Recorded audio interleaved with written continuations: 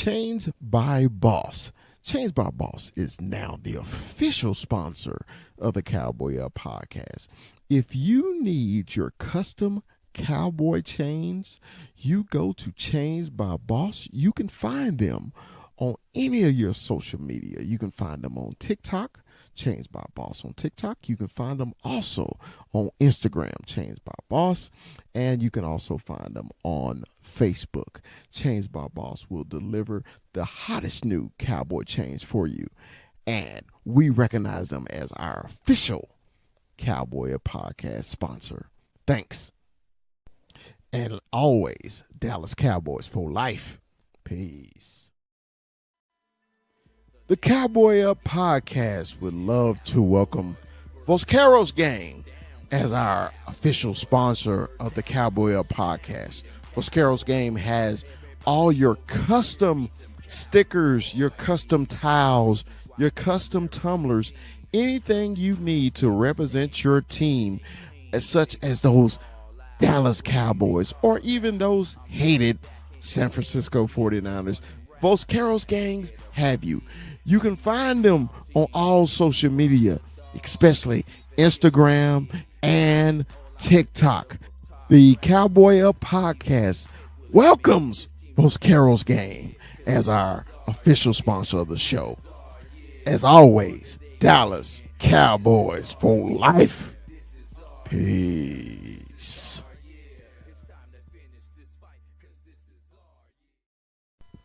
The Cowboy Up podcast welcomes Dominion Custom Clothing. Cowboy fans, if you need your custom suits, your custom sportswear, Dominion Custom Clothing is the company for you. Dominion Custom Clothing also offers a free mobile service to your home, to your business for suit fittings and fabric showing. Dominion Custom Clothing has been a clothier in the Dallas-Fort Worth area for the last 20 years. So if you need that suit for the night out on the town or the tuxedo for the prom or special occasions, Dominion Custom Clothing is the company you have been looking for. And as always, Dallas Cowboys for life. Peace.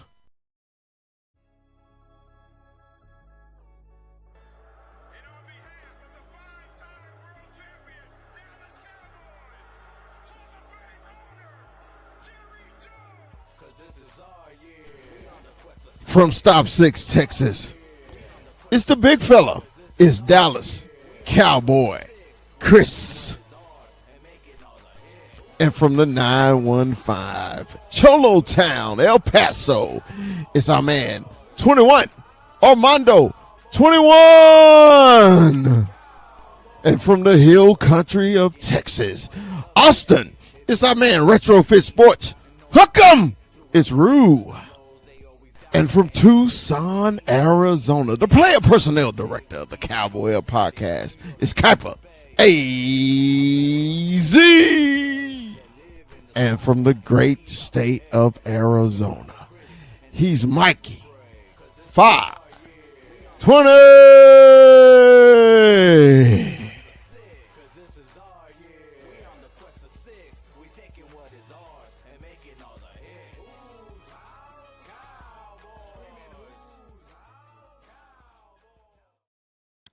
What's up? What's up? What's up? Man, it has been a while, and I don't know if the screen has gotten smaller or Mikey has gotten smaller. One of the two has gotten He's stepping a little farther back. That's what it is. Yeah, it's a little bit. I was just like, what the hell? I was like, man, it's been a while since he's been on the show. He's been doing his thing. And I was just like, that skinny fucker him. I had a little competition for the excuse me, the show and being called big fella and all this other shit. And then Mikey ain't even in the big club no more. His skinny ass. I'm sick of this shit. Dude, I'm gonna not be in the 300-pound club pretty damn soon. So Yeah, I don't like it. I don't like it at all. But congratulations, bro. You're looking good. You're looking I good, had man. to. I had to. If it was up to me, I'd been the size I was my whole life. Right. That check engine light goes on, and you got to take care of business. You know what I mean? What is up? Man, it's good. It's good to see everybody, man. I hope everybody had a good playoff weekend. I know we're coming on right when Monday Night Football is popping off too. So, hope you just got it on in the background and listen to a little Cowboy Up podcast.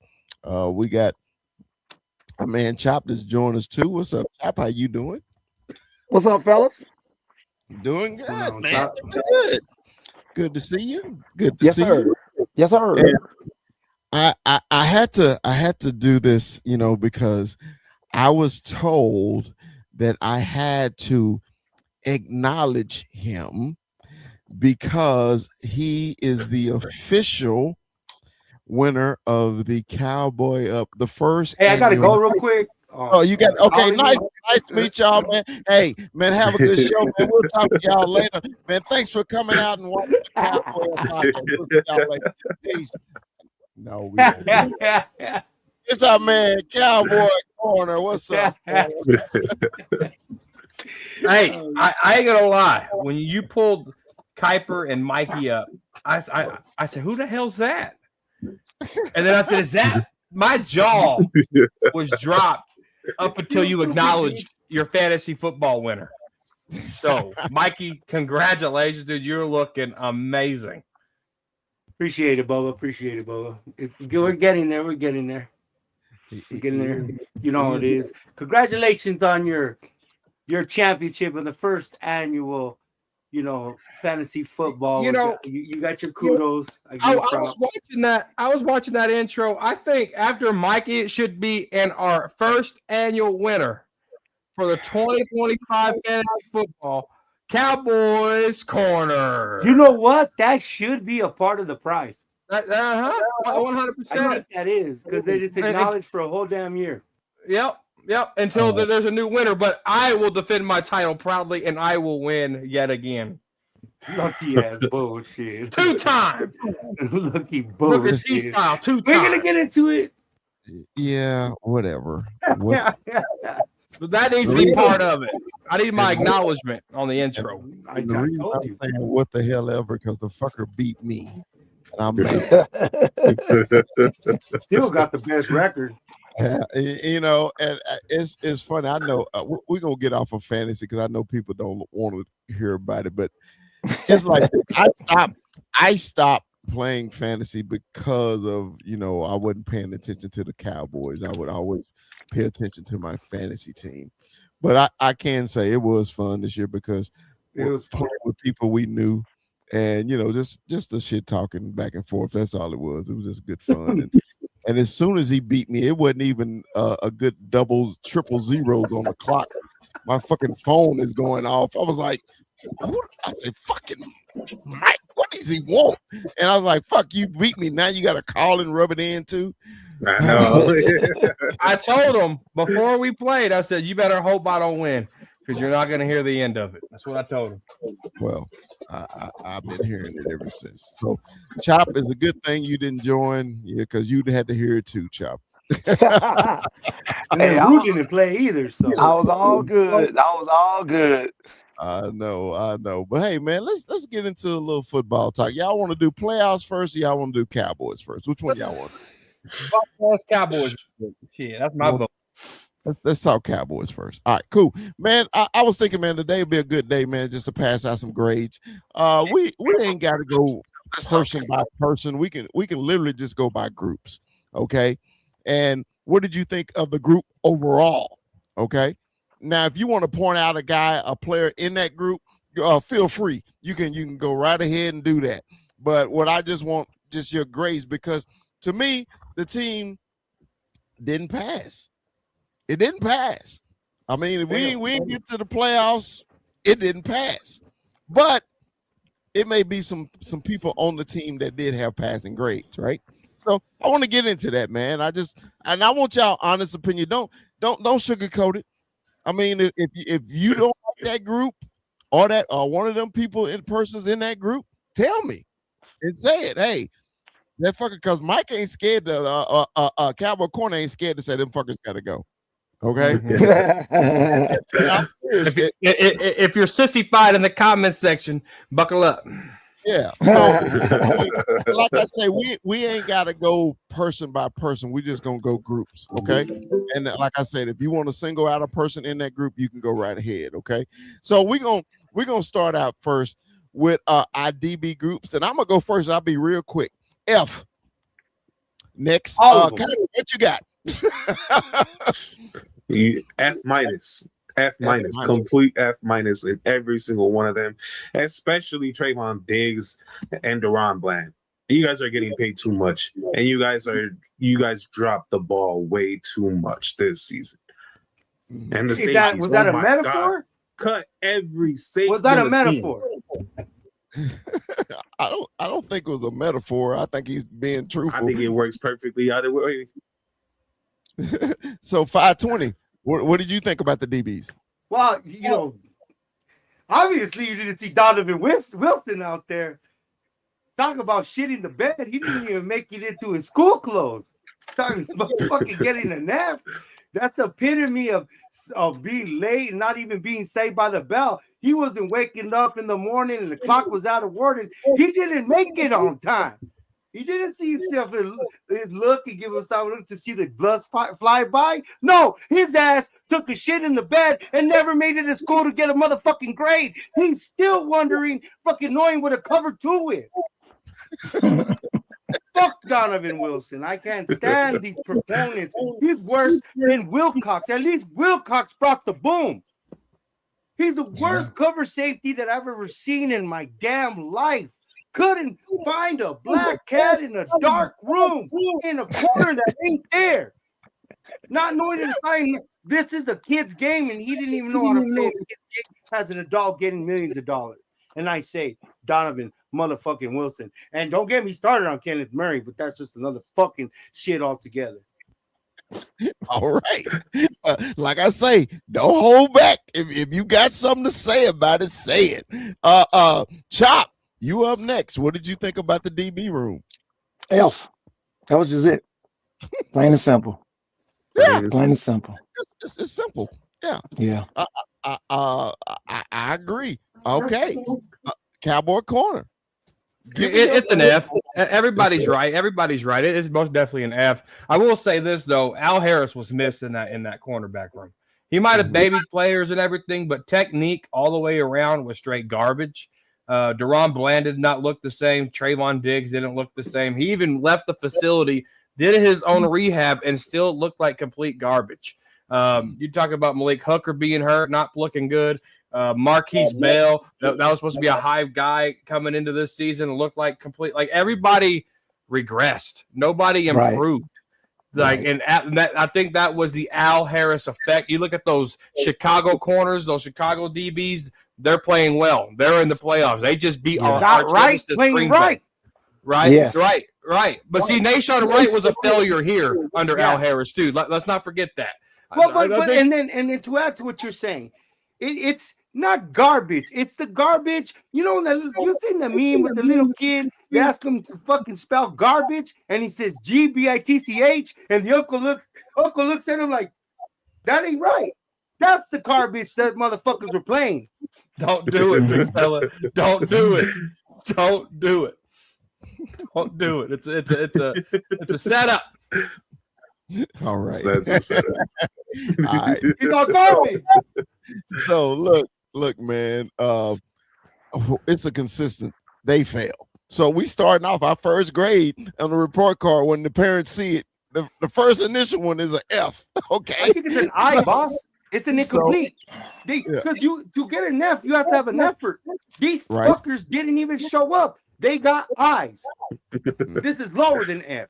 It's an incomplete. Okay. So the linebackers. I'll go first again. F.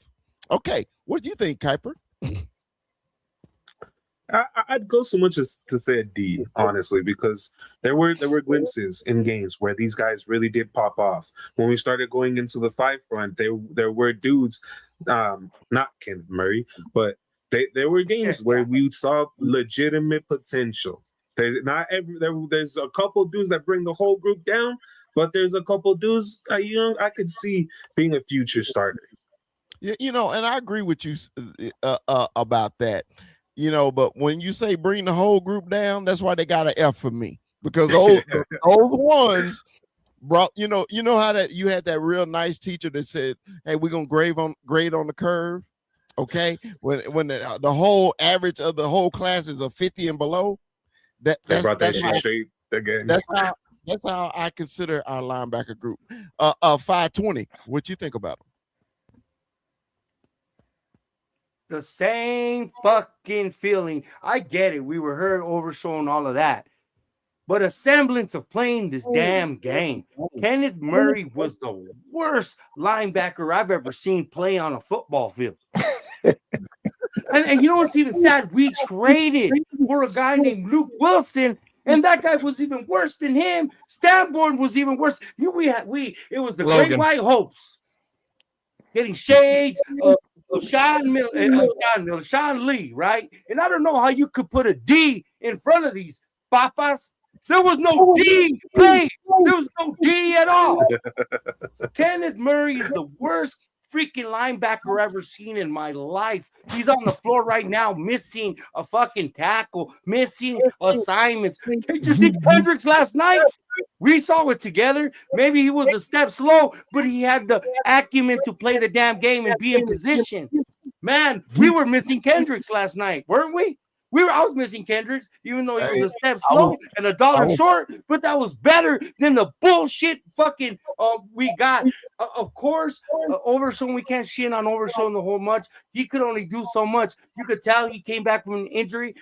What he did with Jalen Hurts and what he did in the Kansas City game, he changed. But by himself, the weight was too much, and the game caught up with him at the same time. And that's not just on him. I love him as our prospect, but as a room, incompletely, it's an I. It's an incomplete, and I hate how it translates to defense, because incompletions is what we want. No, completions is what they got. Right. So it's not a pun. It's an incomplete. Like, they shit their bed. They didn't even fucking take a shower. They didn't even get ready for school. They didn't even get in class. All right. Chop, what you think about the linebacker group? The linebacker group. This is really kind of hard. The obvious look like the obvious, like Mikey said, but I have to say a D. And the only reason I'm gonna say a D right now is because a lot of that had to do with positioning and coaching. I think the linebacker coach needs an F, and of course, Eberflus needs a no grade, a no show. And he got some guys that I know that can play. He made them look like they can't play. Like, they really did not play Leo Foul. They used him in the nickel like a strong safety or something like that, trying to cover the back coming out of the field. They didn't even use him right at all. So the room itself was probably decent. Well, not decent, it was average. But the style in which they had to play made them look absolutely horrible. And Kenneth Murray, Mikey, right. He's right. I'm not going to even say nothing else about that one. Some players, even if you put them in bad position, you're not going to look that damn bad. You know what I'm saying? This guy looked bad. And I don't know what happened to him, because I've seen him play before. I didn't see this. And not this Kenneth Murray. I didn't see that. I saw a strong linebacker that wasn't good in coverage, but could stop the run and fill the gaps. This time, he was like a minute late to the party every down. And I didn't understand that. Because I know he's smarter than that. And he's a good tackler. He don't really miss tackles. He's just always behind him. But that's my grade. I give him a D, but the coaches get an F. All right. Cowboy corner. Oh, it's all an F. I'm sorry. My tribal chief.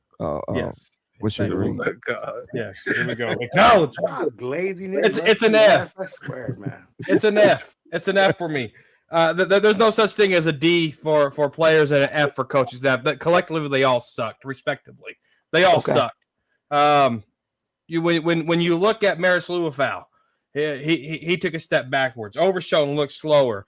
Shamir James started off strong, fell off the map. Where the hell was Justin Barron at? Big number 55, who was a standout in the preseason, and they never even gave him a chance in the regular season. But yeah, you're going to keep Kenneth Murray Jr. out there like he's some type of fucking Charmin toilet paper. He's a one-ply piece of shit is what he is. I don't understand how – big fella, you can't even, come on, man. I'm trying to show you over here making me laugh now. All right, that's funny. I'm sorry. So yeah, he's just a one-ply piece of shit. I don't understand how we went off this long and not trying Barron with Logan Wilson or doing something right. I mean, it was so bad. The defensive coordinator told Jerry Jones he forgot Logan Wilson was on the team. That's why he didn't get any snaps against the Commanders. What the fuck are we doing in Dallas? All right, this right here is terrible. Linebackers, coaching staff, everything's an F. You can't separate the two because they were bullshit. No one exceeded at the linebacker position. What we thought was a strength coming into this season was a complete failure. I second that. Failure. I wanted a medium. I wanted a medium steak, and they gave me fucking beef jerky. That's what the fuck they did. It was complete nonsense. Hey, so Cowboys Corner. They gave you shit. They gave you shit, dog. Shit. So let me ask you this: we kind of believe who's not going to be here as a linebacker next year. What if Leofau, Overshown, Barron, I'm missing one. Leofau, Barron, Overshown. What if those guys come in here next year with a different coaching staff and shine like hell?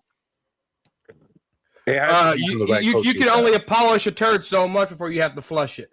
You have to bring in some linebackers in this draft or in free agency. If you go into this with the same mindset that Maris Luafau going to his third year is going to be miraculous, or Shamir J, we're holding on to something that Jerry has taught us to do. We got to let players go, and it's okay. There's a thing that I like to call roster garbage, and what I seen from this team, it has a lot of garbage. My trash days are Monday mornings. It's time to put that garbage out on the curb and let it go. It's okay. If they go shine somewhere else, let it be. Danny Amendola did the same thing. Players leave here, and DeMarcus Ware got a Super Bowl with the Broncos. I still sleep at night. I'm tired of keeping roster garbage on this team. It's time to put it on the curb and let the city take care of it. We have to. I don't want to hold on to what ifs. I know what is. That's what we got to live in. I'm tired of living in hypotheticals. We got to live in what is, not in what ifs. Well, but the problem is you only have one linebacker that's coming back on the third year. I got free agency. I got draft. I'm not scared. They never really had a real opportunity to really be coached up under a real system. The only one the oldest one is Overshown, which I can understand. We're getting another linebacker to shore that up. But you got a brand new Shamar James, you got a brand new number 5 Barron, you got a brand new you got a third year Leofau. So you're using that brand new too loosely. Just because you bought a 2020 doesn't make it brand new, Bubba. We got to get on with this old brand new to me, bro. shit. No, see that we gotta quit doing the what ifs and know what the what is, and you'll sleep better. But at the same time, coaching does matter. So now we're gonna go into coaching, and we saw what it went from Mike Nolan to fucking Q. So we got to put the brakes. There was shit out there, but we got young guys that could be fixed, like Shamar James and Luafau. Luafau is going to be a special teams guy. We know it. And he's going to be a player, a nickel guy. I think so. But we could fix that with a better fucking coach. Right. We know Kenneth Murray is garbage. We knew Sanborn was garbage. And we knew Luke Wilson was ass. Because those were the veterans, and they were shit where they came from, and they were shit when they got it. But here's the problem, though, with that. Is you have a good at least you have 3 good players on that line when you run a 5-man front. There wasn't a linebacker that stuck out to me and made those plays when necessary. Overshown took a step back. I think, I regret saying play him. I think you should have held him out all year and let him come back next year because he looked slow. He wasn't that explosive linebacker that we once saw, right? No, so he had shades of it. I'll defend that. He had shades. It's just it looked bad because it was a lot on him, and I'm not making excuses for him, but watch the Eagle game alone. You can see his explosiveness and tracking down, taking the right angle, and I think those games were on him, and it did affect him. He wasn't in game speed, game shape, or game anything. You're right. They should have kept him out. But the way we were still having the number one offense, there was so much pressure on him that it was an unfair. And we even talked about it on this show that I remember I even said it. He's not Marion Overshown of Nazareth. He ain't here to save everybody. He doesn't have that ability, and they put that on him. And then you saw that he cracked and burned after 2 ACLs in 3 years. Like, and I'm sticking up for him because we saw good shades of it. Give him a whole other offseason. We're going to see another DeMarvion Overshown. I get it. We got the 12th and the 20th pick, Michael. We got to keep it going. Sorry to go long-winded. Oh no, I'm loving the conversation because we got to get it out. So shit, that's why I've been keeping mine brief because I wanted to hear y'all. I already know how I feel. All right, so defensive line to me, the only passing grade on the whole defense, and I give them a C-. And the only reason I give them a C- is because when we made the trade, you can see the difference in the defensive line. So I give them a C-. We'll start with corner. Corner, where did you give them? Oh, it's gonna be a D for me. You're Sam Williams, and I don't want Aaron Whitecotton on this team when we get our new defensive coordinator because I didn't see Azaraku do anything but 2 sacks. Your average rookie averaged anywhere between 3 to 6 sacks. He was at 2 sacks, so he's below the average. So you didn't see anything there from him. Sam Williams looked like total bullcrap. Clowney comes in off the street a couple of weeks in, and he leads the team in sacks with 6. That's pathetic. That is utterly pathetic. You got to get Quentin Williams to come in for you. Osa Odigizua gets paid and looks like he's an undrafted free agent from fucking Garden City Community College. All right, you got fucking Thomas. Kenny Clark, Kenny Clark was a dog in Green Bay. He showed that dog, and he turned into a puppy towards the end of the season. And then Quentin Williams got back, and he probably turned it back into a dog. So we got to get some dogs on that D line, man. It is a straight D- for me. And Aaron Whitecotton, take your ass somewhere else. Bye, motherfucker. All right, Mikey, give me your grade. Well, you know what? This was my favorite part of the defense. This is the only part of that semblance that look like a defense, but it grinds you. It grinds you down. It grinds you down as a team. You saw their semblances of being good. I like the Thomas pickup. I really did. I like the way he played. Kenny Clark was Kenny Clark. Quentin Williams is gonna be Quentin Williams. Dante Fowler, get the fuck out of here. Sam Williams, get the fuck out of here. Let's try to retain Clowney because we got to give him props. We had him buried. 6 sacks was something that we got for the bang for the buck. That's the great value, I guess, right? And I'll take that again. And also, it's just what is the term? Shit goes downhill, and it trickled from the top, came down, and it affected all our team. If anything we could say has talent is this line, and we could plug in the holes with players off the free agency, somebody we could get. That part I'm not scared of. We could plug in some guys, but guys like Dante Fowler, get the fuck out of here. Sam Williams, get the fuck out of here. Ezraku, he's promising. He started flashing into something. He needs to get more weight. We'll see what weights does for him in the offseason. And we'll see how he could use that athleticism with the weights. I like our interior. I do. But they just need to get their head out of their ass and be motivated the whole year. It's hard to fucking be motivated the whole year when you got linebackers like Kenneth Murray and fucking safeties like Donovan Wilson. Donovan Wilson doesn't know how to play cover 2, and fucking Kenneth Murray can't play cover 2 and carry a linebacker off the fucking middle. All right. Chop, how do you feel about what is your defensive line grade? Well, I'm going to give him a B, and I will tell you why. Because I think we was either third or fifth highest in stopping the run once Quentin Williams got there. So that told me something. I think we did pretty good. As far as Donovan Ezerako, I got to take that back to DeMarcus Lawrence. It took DeMarcus Lawrence 2 years before he was able to be that pass rush we thought it was. Because don't you think we missed D-Law? I think we missed D-Law. Oh yeah, we definitely miss him. But sometimes it takes a while for edge rusher to learn his toolbox to get what he got. I think he's going to be fine. I think Justin Houston played well when they played him. Why they start shorting this time? Good one, Chop. Good one. I have no idea, but he played well. And Javion Clowney with a full offseason and re-signed him to a veteran good deal. We should get him back. Now, as far as Dante Fowler, I could do without. Williams, I would keep him around. And I'm going to tell you why. This guy coming off of ACL, he wasn't going to look that good. We thought he was with Micah and coming in, but he didn't. He was just there. He was just a guy. So Osa Digazua, he benefited off of Micah Parsons. And once Micah Parsons left, then he got some attention.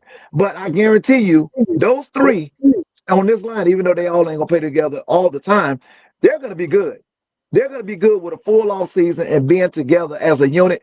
And they are the ones that really we stopped the run the second half of the season. We straight stopped the run, and can't nobody deny it. Our secondary killed us. That's how people stayed in the game. We didn't even allow a 100-yard rush. I think. What? Yeah, but we got to get to the quarterback too, Chop. Well, we got to get to the quarterback too, Chop. No. I mean, we do, and I'm gonna tell you something. I saw these playoff teams.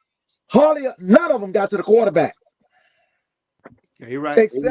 Except against San Diego, Justin Herbert was getting killed because he's a one-armed man. But in these playoffs, I watched all the pass rushers look like regular dudes.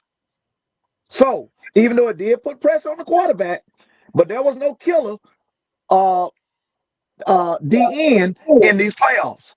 So that's why I got to give him a B. With all the right coaches that come back, and Whitehurst, White Cotton, he interviewed for the defensive job today. It is rumored that Jonathan Gannon, right? Yeah. I don't want to see White Cotton as a defense because he was part of the problem too. So I don't want to see that. Even though he was taking orders from the head DC, I don't know if I really want to see that either. His name alone. Come on, corner. His name alone should be a red flag. Corner finna get me. Go ahead, corner. Come get me. Oh, I got you. Yeah. Let Kuiper go first. Kuiper, right. give me a grade, Kuiper. Yeah, I got to give them two separate grades, okay? The DTs and the interior D linemen, I will give them a C. For the edge rushers, I give you a D-, because there's not much you can work with when your scheme is changing throughout the year. And once it finally worked, you had a good skid, and then they just stopped using that scheme altogether for some reason.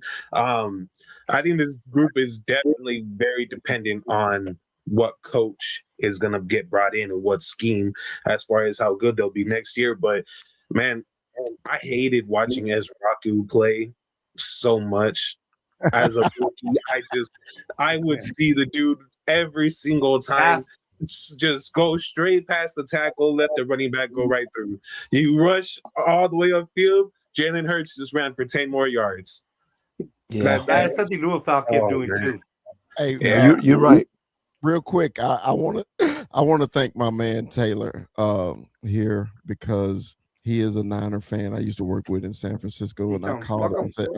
I said, say, man, please do one thing for me.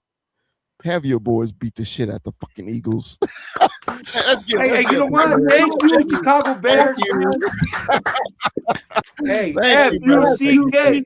Fuck those Eagles! And thank you, Chicago Bears, for locking up our 20th pick for us in grand fashion. Thank you, Chicago Bears. You Now, locked us down I to hate this 20th pick. playoffs.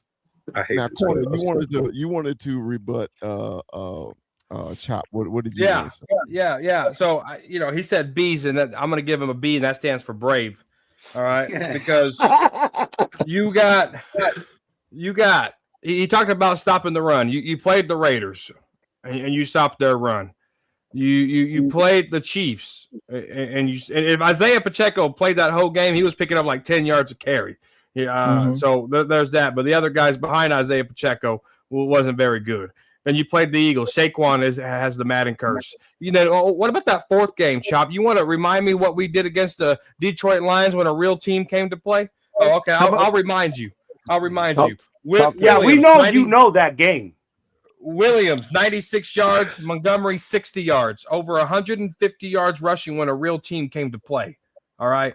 I can't sit here and say we were this because Quentin Williams came in and we stopped the run. It was fool's gold. It was smoke and mirrors. I didn't ride that 3-win streak train. I knew it was fool's gold. When a real team came to play, we got smacked in the fucking face. In the face. I can't sit here and say that. And that's why your B stood for brave for me, Chop. Okay. Hey, real quick, can I say another thing about this D line? Go ahead. This is a lot of average and below average edge rushers. You can get away with edge rocking maybe in year 2, but I think a sneaky huge need in this offseason is to find a top dog edge rusher. Hey, that's everywhere. That's like that's. Yeah. I get what you mean, but yeah. Well, good thing we have the 12th and the 20th pick in the draft, man. Yeah, because we got one on the 12th pick before. Now, Chop, I'll put you up here first because I know you've talked about this a lot on our pregame show and other things. I saw TikToks. Special teams grade, okay, and this is overall, guys. This is not just our place kicker, okay. No, he should have been at the end too. Okay, I'm gonna give our special teams a C+. It should have been a B+, but I give it a C+. And the reason I give it a C+ is I know what Chop is gonna talk about. Chop, what's your special teams grade? They got a D. Okay. They got a straight D. And the only reason they didn't get an F is because of Brandon Aubrey. Yep. Yeah, he missed a couple of field goals. Okay, whoop-de-doo. It's going to happen. But no, straight D. And the reason I gave him straight D, because they had no business letting Bone Fossil out of this door. They had business letting Bone Fossil. And first, when he left, I was like, okay, we got Swanson, ex-defensive coordinator from San Francisco. That should come out well. But obviously, this guy had absolutely no idea how to scheme up special teams. This was terrible. Even the run backs from other teams from punt return, and they was averaging to the 40-yard line off every kick. That we've never seen that. Now I know my man Devontae Turpin with the half hand stuff, and that's his fault. But again, I'm gonna look back at that coaching. What do you want me to do? You want me to call a fair catch or you don't? You want me to do it or you don't? He's getting us instructions from the sideline. It's clearly you can see it. So now, he had to make up his mind. He was running dead up in the back of his own players on most of the run backs. That I don't understand. We've never seen Devontae Turpin do that. He's never forgot how to run the ball back, whether it's punt return or kickoff return. Somebody was instructing him to run a certain way, and he did it. He ran right up he would run right. We saw Devontae Turpin. When he catches the ball, he was either going left, he going right, and turn up. How many times he did that? Maybe 3 times in his entire year. Other than that, he ran right up in the goddamn teeth of the goddamn defense that was tight. I didn't understand that at all. So, yeah, they get a D only because of Brandon Aubrey. All right. All right. You were nicer than I thought. Kuiper, give me your grade, my special teams grade. Overall, man, I think it's a D minus maybe, but it's funny because this was supposed to be the biggest strength, right? And the Dallas Cowboys team. was the special teams because of Brandon Aubrey, because you have an electric kick returner. But man, dude, you talk about big games where you guys needed the field position, you just needed that third side of the game to come through. They shit the bed every single time. And it was horrible. I can't. I honestly, it is a lot of coaching, but at the same time, man, how many missed tackles do you see every single kick return and punt return? That was horrendous. Wow. And Brandon Aubrey, Cameron Little took your title. He took your title, buddy. You've been waiting. You putting that freaking bullet in your gun forever. I don't want to hear that bullshit. He took the title. What can I say? He's still the best kicker in the league. Brandon Aubrey's still the best kicker in the league. But one made the playoffs. But you've been waiting for to use that good bullet in your gun. You whatever, dude. Well, Mikey, give me a grade, brother. Oh, they got an F. Brandon Aubrey got him graded. They failed, but they got him graded. You know what I mean? Look, they're all eyes. Yeah, everything is eye. Defense is eye. The thing about it, you're right, Chop. You're right. You kept beating that drum about letting Bones Fossil go. We saw a punt block when they do it. You know what pissed me off about this team and this defense of this team, and it goes along with this. We would get something that would work. Hence the first play of the fucking Viking game where we blitzed the cornerback.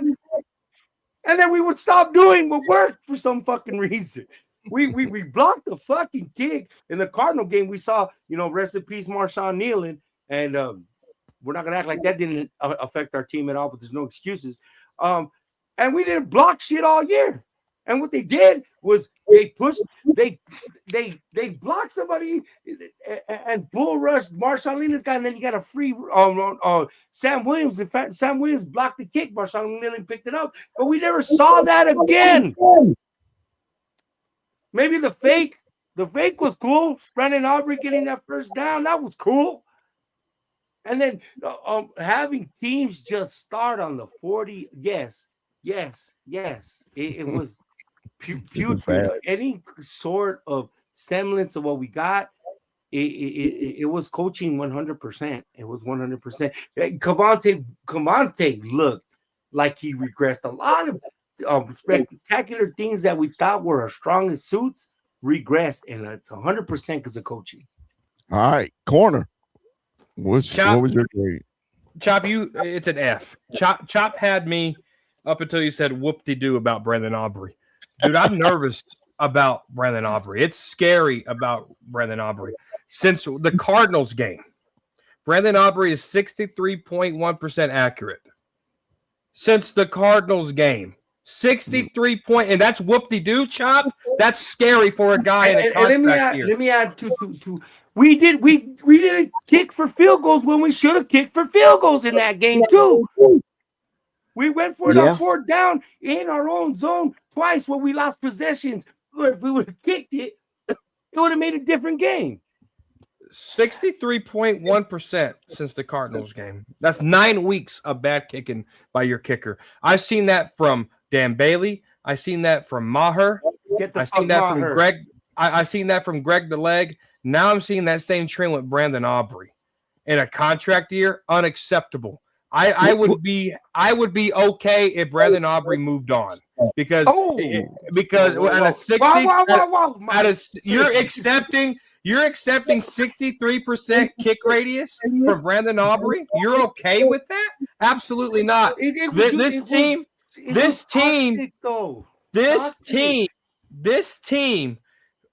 especially this year, Brandon Aubrey has 150 points of field goals this year. So this team depends on a reliable kicker. 63.1% is not reliable to me. And then now I'm done with Brandon Aubrey. I'm off that high horse. He can go. I wouldn't shed a tear. Now the flags on special teams was atrocious. All right. Yeah. The tackling was atrocious. And I've been saying this for weeks. I'm going to say this again.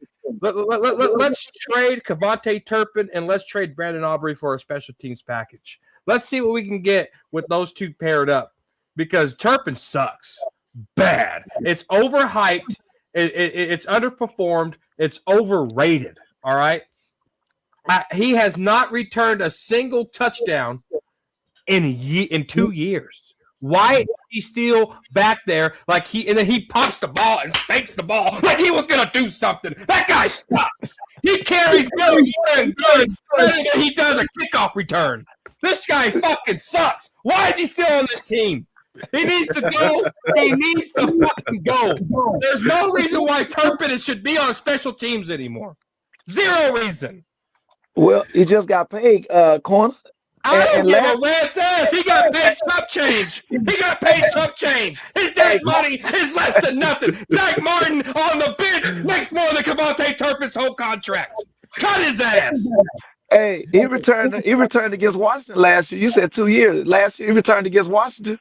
It's 2026, Chop. We played a game in 2026. Hey, no. Hey, say a true 2 years, not a year and a half. He did return the punt against Washington. He only had one bad year, and that was this year. But there was a lot going on. We have to stop depending on these fucking clowns. That's what we have to stop doing. I wouldn't trade Cavante, and I'm going to sign Aubrey, hands down. And then you're going to be missing field goals because he has the bug. We're going to have this conversation in about 6 months. Well, I'm gonna give my grade real quick because I didn't give it.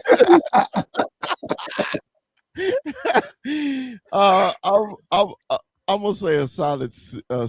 So that's my grade, solid C. All right, okay. So we're going to the offensive side of the ball now, guys. The offensive side of the ball. I'm gonna do the quick one first. Quarterback A+. I give it yes. Michael, A+. Beautiful year by Dak Prescott. I loved everything he did this year. Kuiper, what's your grade for him? I give him an A-. He was great, but another great year that ended up in what? Nothing. And there were a lot of moments, okay, where Dak did choke in games. And he threw shitty ass passes, he threw interceptions, but at the same time, I loved seeing him in this offensive system. Okay. Chop, what's your grade, baby? Oh, I got to give my boy Dak an A. I think he did great. Honest to God, I think a lot of the interceptions he threw was off the hands of wide receivers that don't know how to catch at certain times. Now, there was some time he was under pressure, especially when that line was playing like crap and the dude had time, like in that Denver game. And I think also in that Cardinal game, he didn't have time to even set his feet. So I'm going to give Dak an A because he did finish, third this year upon the quarterbacks? And without a defense, he still finished third, and he didn't even play half a game. I think George Pickens and CeeDee Lamb did what George Pickens and CeeDee Lamb do. Even though Pickens was out about 4 or 5 games, I think they did well. I think our running back did well. I just think we had a problem at our left tackle. We had a problem with our right tackle. We had a problem staying uninjured on the line, and the cohesiveness that we had on the line was kind of shaky at times. And I go further than that. I had a problem with Brian Schottenheimer. Wait, you jumping. We stand in quarterback. Okay, good. All right, quarterback. I give my quarterback an A. Give my quarterback an A, straight up. All right, Mikey. I give him a C. I give him a C just because we didn't make the playoffs. The standard is the standard. We talk about the standard. Okay. It wasn't good enough. And I know Dak stays in his lane and he fires up everybody, but he needed to get on that defense's ass. Just like Trayvon Diggs told himself to shut his bitch ass up. That's what he could have told fucking Trayvon Diggs. Hurry your bitch ass up. Get your bitch ass up to fucking rehab. Call his defense out as the leader of the Dallas Cowboys. That's why I give him a C. It really hasn't nothing to do with this game on the field. It speaks for himself, but it wasn't good enough. And it's a failure if we make the playoffs and we don't make the Super Bowl. This is shitting the bed as Dallas Cowboy fans. I'll give him a C because he was average. Because it was half good. It was all right, but it wasn't good enough. A means we made the playoff. A+ means we fucking got to the Super Bowl or won a damn playoff game or got to the conference championship game. Now This is not what we're doing. We play for these, dog. We play for these, dog. We play for these, dog. We forgetting these, dog. You gotta remember call out fucking defense. Call them out. Be quarterback. You think Tom Brady didn't call out his defense? You gotta remember this is an individual grade. Not you named everybody but the quarterback. Remember, you giving him a C because of everybody else. Okay. No. He's the quarterback. Christopher. Yeah. Quarterback means so much more than just playing that field and not throwing interceptions and scoring touchdowns. It's a leading. This is the only position in sports where it dictates so much in so much areas and leading a damn team. Am I right or am I not? You are correct. This ain't Jalen Hurts type team where everybody else this is the Dallas motherfucking Cowboys. We had a Vietnam vet go to Vietnam, come back, Heisman Trophy, come back, win 2 Super Bowls, was in 5 Super Bowls in the 70s. We had a first round pick, go to four NFC championship games in a row and won 3 out of 4 fucking Super Bowls. I saw that shit with my own eyes. And he was the leader of the goddamn team. And he called everybody out, just like you saw Darren Woodson in the pivot. Everybody tied up. Fucking Troy Aikman called practice again if they were running the right routes wrong. Correct? So this is the leader of America's team, and he needs to fucking call motherfuckers out. But I get his demeanor. I know this is a different sport, but goddamn, our defense was so horrible. But that's just leading, and that's where I look at the quarterback position. That when in grammar school, it wasn't just your performance in class. You had all right. Me, I was good in math. I was good in all this shit in elementary. But my behavior, I got a U, unsatisfactory. All right.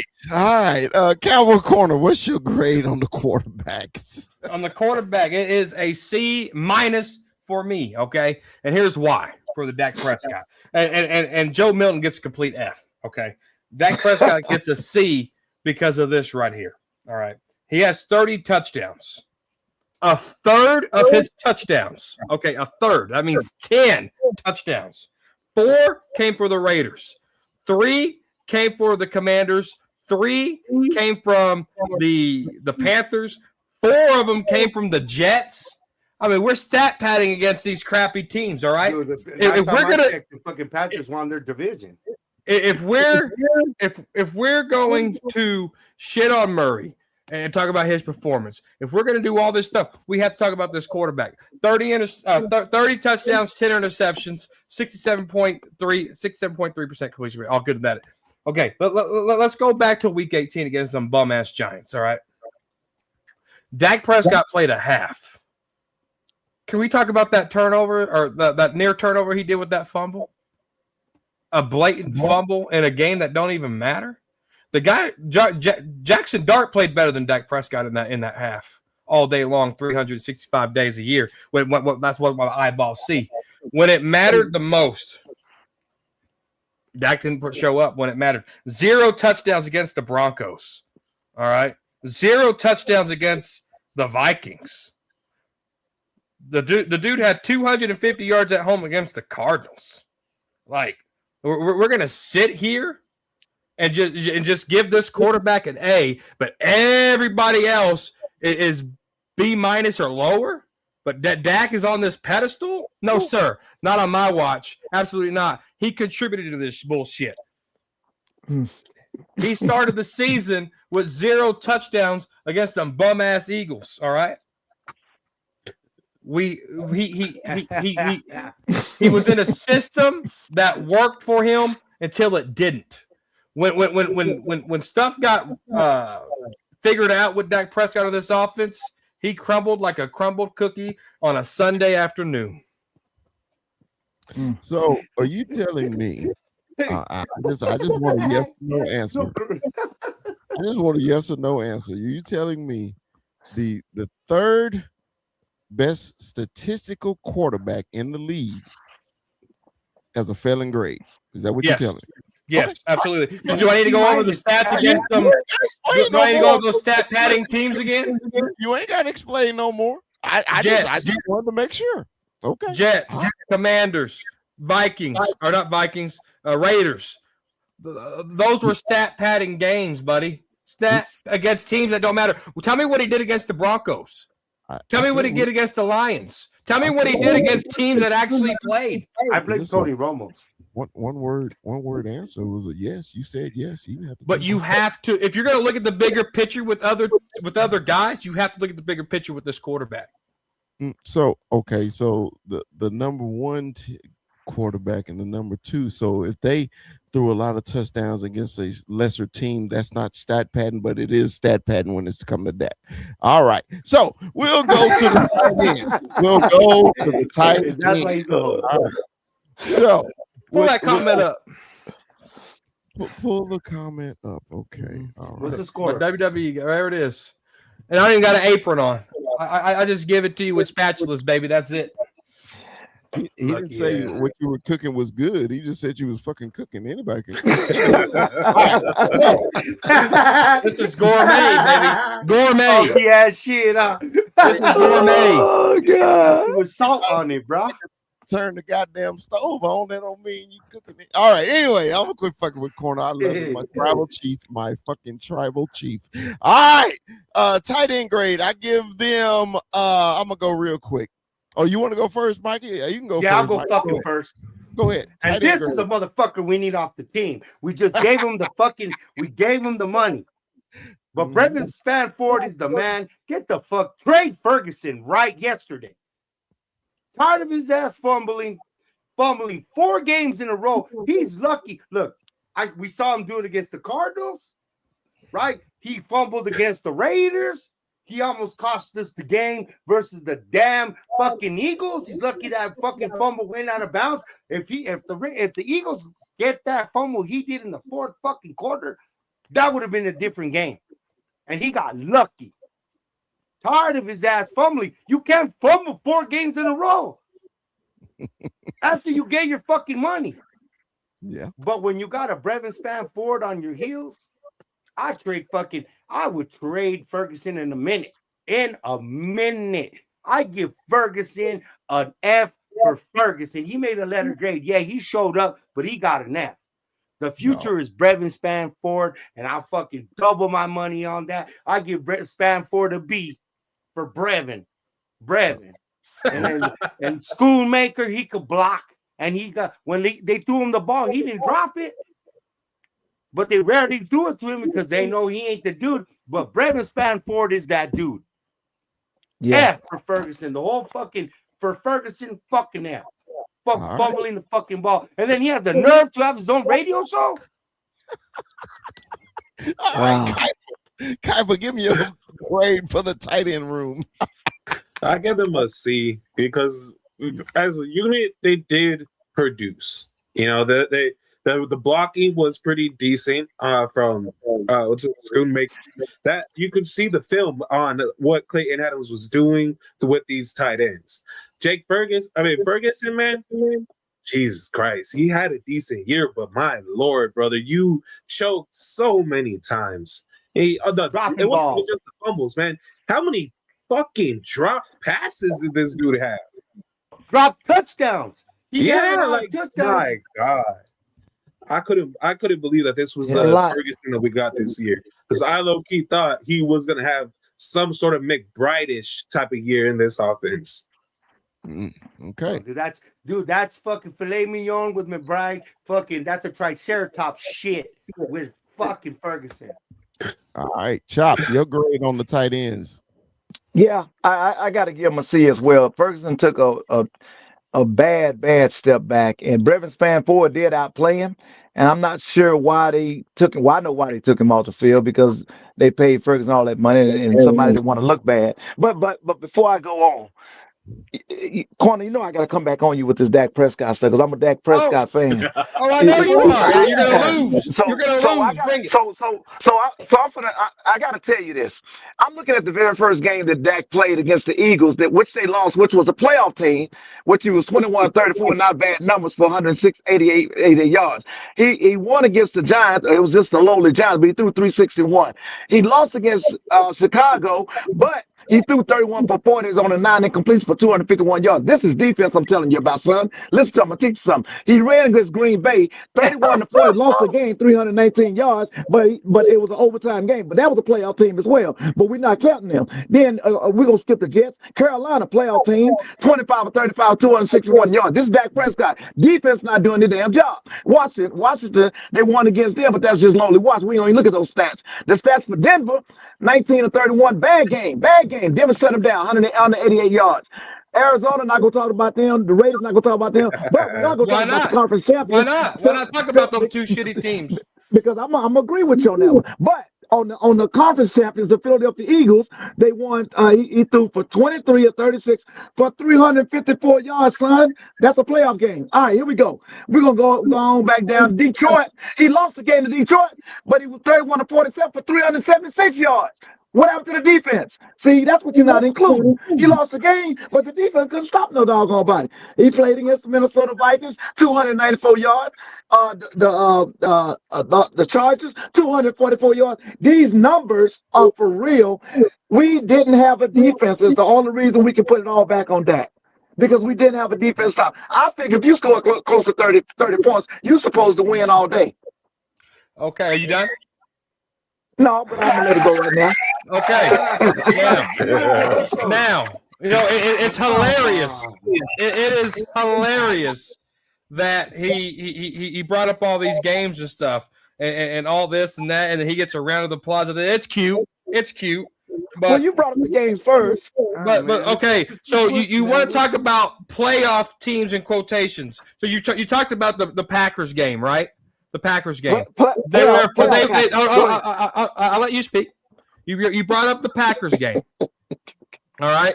They were one and done in the playoffs. So if you want to call that a playoff team, call that a playoff team. You mentioned who else did you just mention about being in the playoffs? All right. I was trying to win the game. You mentioned we lost against Chicago. So yeah, I know, but he played well. So that defense didn't do their part in the bargain. He played well, throwing 2 interceptions against Chicago. That's playing well for you. 2 picks, 1 touchdown's playing well for you. Look, Chop, I think you had Dak Prescott on your fantasy team because you're looking at the yards, baby. You're not looking at the interceptions. We can go on and go on about these glorious yards and glorious stats, but you forgot that he threw 2 picks against the Bears. You forgot he threw 2 picks against the Broncos. You forgot he threw 2 picks against the Lions. When it mattered the most. Against those playoff teams, he folded and he crumbled like a crumbled cookie on a Sunday afternoon. Hey, but what do you think about the tight ends? Corner, like that's what I want to talk about. Let's push this forward. We can do circles. You could suck in our show into the Dak Prescott abyss, and we'll get sucked into it. And then again, we're back with that toxic fucking Mike Cowboy Corner bullshit show. What's up with the tight ends, dog? I rebutted it back. And first of all, none of my shows are bullshit. First of all, no. I'm saying we'll get sucked into this Dak Prescott abyss. I didn't get sucked in. I got called out and I rebutted it. Fucking tight ends. Chops mentioned everything but interceptions. He mentioned everything but opponents. No, I mentioned opponents, but we're gonna move to the tight ends. Oh, yeah, tight ends, my ass. That was loose ends. All right. That was loose ends. Tight ends, my ass. That's a F all day, any day of the week. Oh God. Oh God. My tight end grade real quick, because it's been so hostile today. Jesus. Now, where's my round of applause? Damn it. Oh, okay. Let me give it to you here.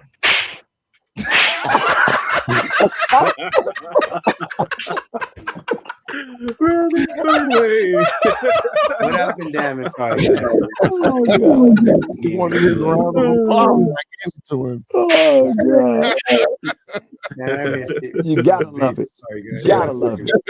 Restart this Anyway, real quick, man. I'm loving this show because I hadn't seen y'all in so long. So shit.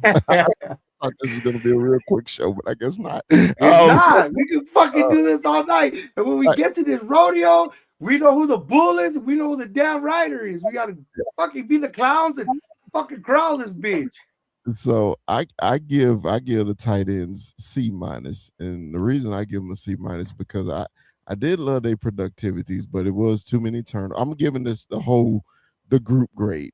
Too many turnovers. Couple blocking assignments I wasn't a very good fan of, but other than that, I think they passed, so I give them a C minus. This is a group I think I really want to talk about. I'm gonna go first because I know y'all been on fire tonight. And I'm gonna let y'all go with this. The running backs, I really want to give them a solid B, but I'm gonna give them a C plus. And the only reason I'm giving them a C plus is because our third string running back brought the whole grade down. I just think if God damn it. Rookie was our third string. Sure, there was a kid that Blue. never made the fucking field Blue. because he Blue. wants Louis Vuitton cleats. I'm talking about Blue. Okay, I'm saying Yeah, the I whole know. group. Okay, if Louis Vuitton got his professional shit on in the beginning of the season, I think this group would have got a B plus. But because of him, he brought the whole grade down. So I'm gonna give him a C plus. All right, Kuiper, who you got? I'm sorry. What grade would you give him? I'm gonna give him a solid B plus, and I'm gonna give Javonte Williams an A. Yes. My God, that dude was fucking balling. I told you guys the reincarnation of Javonte Williams was gonna work, and it did. He was fucking baller, but it's only a B plus because they didn't really use him as much as they should have. The coaching staff really short-ended them in a lot of these games and a lot of these drives. When it should have been given to Javonte Williams just for a few yards, they wanted to throw it deep, and there were a lot of downs and a lot of third downs that never got completed. A lot of situations where you just started. If you kept running the ball, it would have been a beautiful game. So I still think Javonte Williams, he needs to be re-signed as soon as fucking possible. All right, corner. What was your grade on the running backs? It's a solid B for me. Javonte Williams, I was high on him. I'm just glad his Diver film did not lie when he was healthy.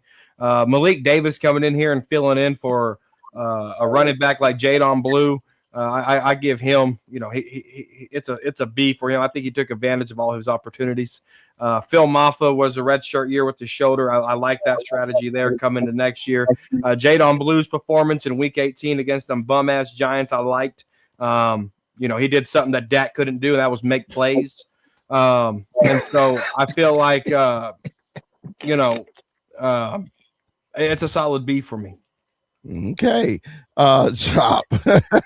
What did you give the running back? Well, this may be a surprise, but I agree with everything Corners just said. Oh, okay. Every single thing. I can't even add nothing to it. Besides one thing, I think we're gonna be surprised about Jadon Blue next year. Okay. I think we're gonna be surprised. I think he learned his lesson, whatever that was, whatever that insight, because there was no question that he could play. Something went down with him inside that building. I don't know if he came off the college high, and I don't know, but the guy can play and the guy can run. It was maturity. Before training camp, the reports came out that the Dallas Cowboys couldn't trust him because of his maturity. Yeah. Okay. Yeah. But he's gonna be scary, and I think that humbled him all the way down. So I agree. I agree with Corner. I agree with everything he said. All right, Mike. And that includes. Now that includes.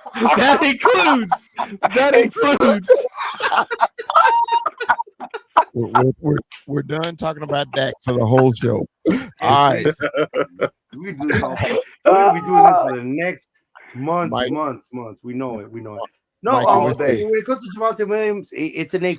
It's one of the best home run hits pickups in the league as far as free agency pickups are concerned. He was perfect, and I think the biggest detriment to Jadon Blue is how professional Javante Williams was. But Yes. Javante Williams' life skills made him professional. He almost got out of this league because of a severe injury when he was playing on top. So that humbleness made him more of a professional, something Jadon Blue wasn't in tap with, where everything was probably given to him at Texas. But saying that, I don't even call Jadon Blue our third string running back, because he was a healthy scratch for most of the damn season. Our third string running back was actually Lupke. Yep. And Lukey played and he picked up tough yards and he made plays when they would pass it and dump it off to him like the old Moose Johnson days. You know what I mean? Just dumping it off and letting Moose do his thing. You got to give Javante Williams an A+. Malik Yeah. Davis, him being here, it kind of disappoints me of what happened between him and McCarthy after that Zeke's in San after Pollard got hurt. We could have used that Malik during the fucking Niner game, but that's not even here nor there. Okay. I'll give this room a B. A B. All Just right. because it's above average. We didn't get anywhere as far as the playoffs is concerned, but it's from top to bottom. We gave it a B, and running the ball is something that we did, so we give it a B. All right. So the wide receiver room is I think collectively, I think we all gonna give them a passing grade. I am personally gonna give them a A+, and I'm gonna give them an A+ for one person, and it's not the person y'all thinking of. Flo Jones. I'm giving them an A+ from Ryan Flournoy. That's right. That's why I'm giving them an A+, All of because them. Cowboys finally decided that we got a better third receiver option. And It's over. they let him play, and you saw what he did. We all knew what George Pickens would do. We all knew what CeeDee Lamb could do. We were always concerned about our third receiver if Dak had to go to somebody else. And we finally got one. Ryan Flournoy made this group a A+. Yes.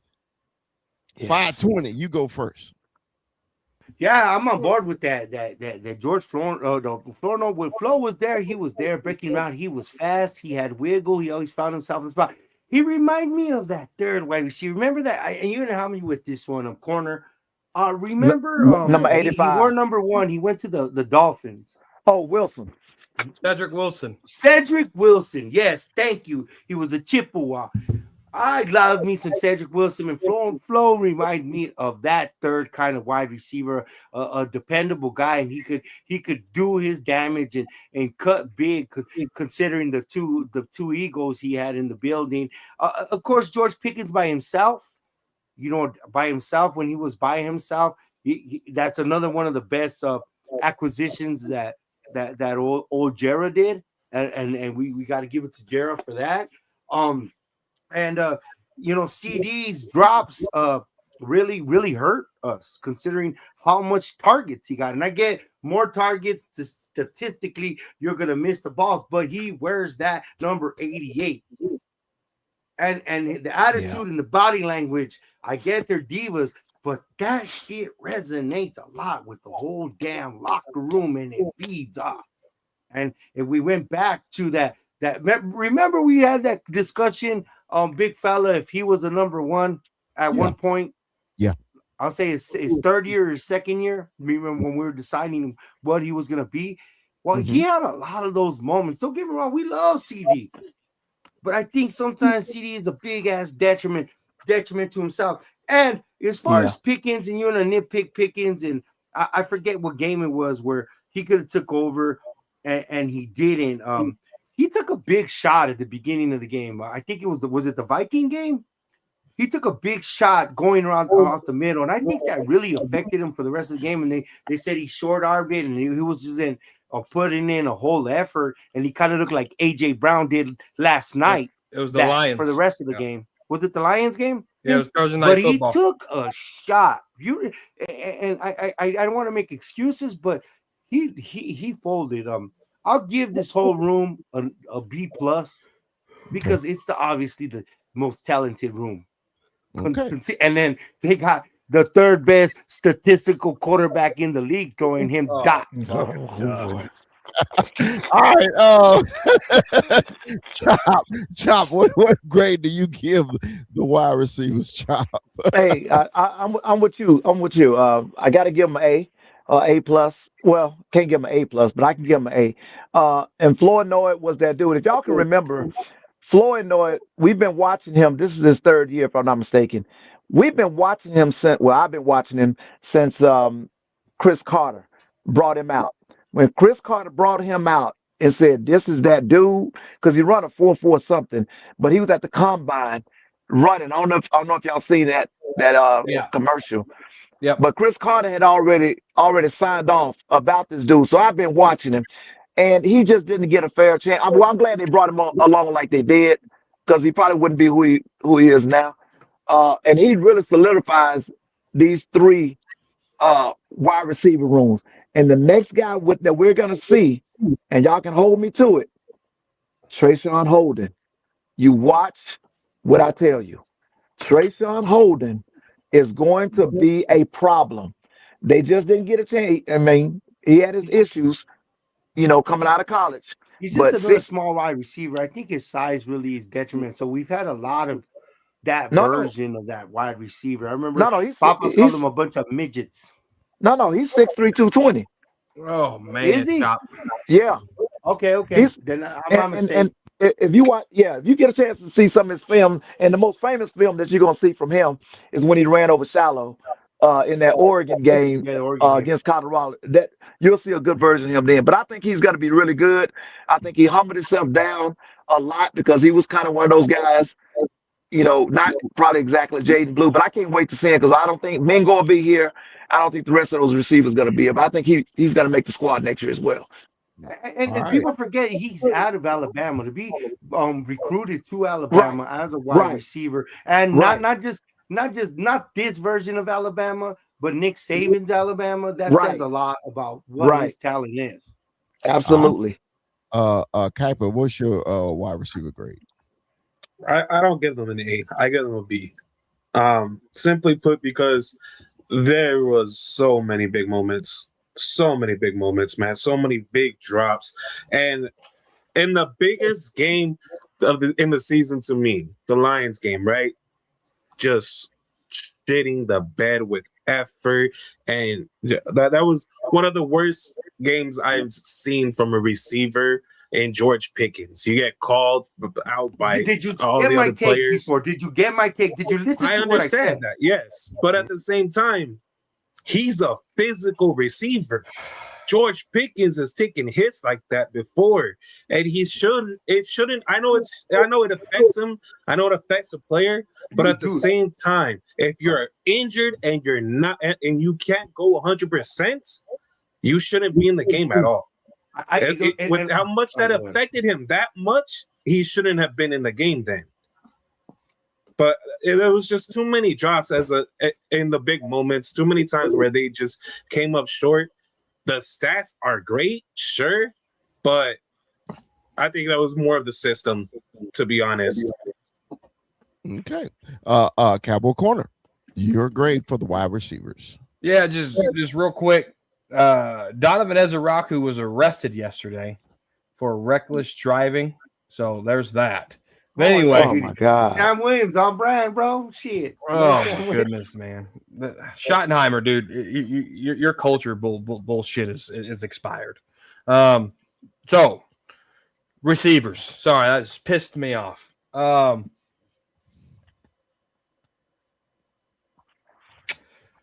Man. I would give it a solid B plus. All right. I think this was the strength of your team over the running backs, even over the quarterback room, with CeeDee Lamb, with George Pickens, with Flournoy. About time Schottenheimer grew some nuts and put Tolbert aside. Turpin as a receiver, Dak had a big bomb with him in those garbage time yards. So that was good. You had to receivers. You had all this stuff, but I don't know. This Donovan Ezeraku crap just pissed me off. So. Okay. All right. So we only got one category left. And I want to grade the head coach only. You can talk about other coaches if you want to. I want to grade the head coach. Okay. I think you're forgetting a position. Oh, the line. The line. The exterior line and the interior line are totally different things. My bad. I did. Thank you for bringing it up. God, the big fellas got to take care of the big fellas. And I'm going last on this. Cowboy corner. Offensive line? Yeah. Man, fuck them all. They all played like shit. What's your grade? Shit, an F. All right. Except Booker. Fuck them all but Booker. All right. And Tyler Smith. You said all. Now you. I'm still all, and that goes Ezeraku shit is making me emotional. All right. Okay. Fuck them all, with the exception of Tyler Smith and Tyler Booker. Okay. All right. Kuiper, give me your grade on the offensive line. I give this interior of the offensive line a B+. Simply because there was a lot of rotation, but they were still solid throughout the rotations, throughout the injuries. They were very solid, and they were really what kept the run game going throughout the entire year. Through all the pools, through all the double teams, man, they were playing nasty. But these offensive tackles, Jesus Christ, you guys got ass all around. And I still don't understand, man. There's the biggest solution right in front of your face. Moving a right tackle back to right tackle. Stop trying to make him a left. All right, I'm going to say it right now. Stop trying to make him a left tackle. He's not a left tackle. Put him back at right. It hasn't worked for 2 years. At least try one more thing before you can say, all right, he's a bust. Because it's getting near that. But all right. But since you're Kuiper AZ, you're Kuiper. You picked up all these guys. How is Mims doing? How is all those outside tackles doing in the league right now? The same class as Guiding. None of them are exceptional on the Bengals. None of them are. I think Mims has been doing all right with the Bengals. Taylor or Jordan Morgan from the Packers, he's a guard. He's not even a tackle anymore. All those guys ain't that. They're not that guy. Like, who would we have gotten instead of Guyton? We would have got kind of the same guy. That was the draft class that we were given. But let me give the grade. The interior line, and I like that they did this, that they put Brock Hoffman as the right guard and then put Tyler Smith as the damn left tackle. And if they put freaking Guyton as the right tackle, we have a solid damn line. But as far as the way they did it, our interior line looked better with Brock Hoffman at center. They have an attitude. They're more chippier. I know BB is a stronger guy and he moves guys. I'll give my interior line and the old boy, ooh, he makes guys not love football no more. He fucking proved it. He is one of you could grade that rookie a name. You never saw him get beat ugly. He wasn't a problem as far as a holding call or a Terrence Illumin out there in his fucking in. So I got to give our interior line an A, just a solid A, not a plus, because that sparked Javonte Williams and what they did, and you got to give a lot of to Connor Adams and Riley for that and the running scheme. Terrence Illuminum running as a run blocker, yes, he's an A guy. As a pass blocker, he's a fucking incomplete. And then the newborn giraffe, with wobbly feet, looking like Bambi. He has his moments, but sometimes Tyler Guyton, he's gonna kill our quarterback. But our quarterback has to be the plus multiplier as well.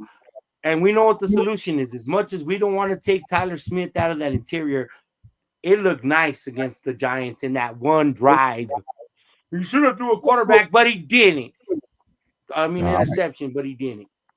All right. So the exterior, you give those fuckers an eye. Interior, you give them a name. Okay. Chop, give me your grade. Oh yeah, I give him a B, and I think we're gonna be talking about this pretty soon. I think that was Terrence Steele's last game with the Dallas Cowboys, and I think they are gonna do what they need to do is move Guyton back to the original spot because they can get out of a contract this year and save that 14 point some $1 million. So I think we will see that change. My only thing is who's gonna play left tackle because they just told Tyler that he's a guard. You believe that? He no, because they left that caveat there and said unless we need you. They did I leave it out there. bet. So I would give them a B because I think they did, like Kuiper said, all the rotation, all the hurtness, and they still kept Dak upright and they still kept that running game doing what they had to do. But I think once they make this change, we're gonna see a different line. So yeah, I give them a B. All right. Well, I'm glad Kuiper reminded me of the offensive line because I did skip over him. And you know, this is my favorite part of the offense because that's what I played. It's simple to me, and I'm gonna address it this way. Our coaching is dumb, and the reason why it's dumb because you have all the answers already on the team. You already have the answers on the team. That's the problem I have. You have the answers already on the team, and you refuse to do the right thing. Put Tyler Smith as at tackle, put BB as at guard, put Brock as at center. Hey, that's fucking beautiful. Tyler Booker at guard, and you put Tyler Guyton at his natural position. Problem solved. Hey, give yourself the applause button, please. Give yourself the applause button, please. So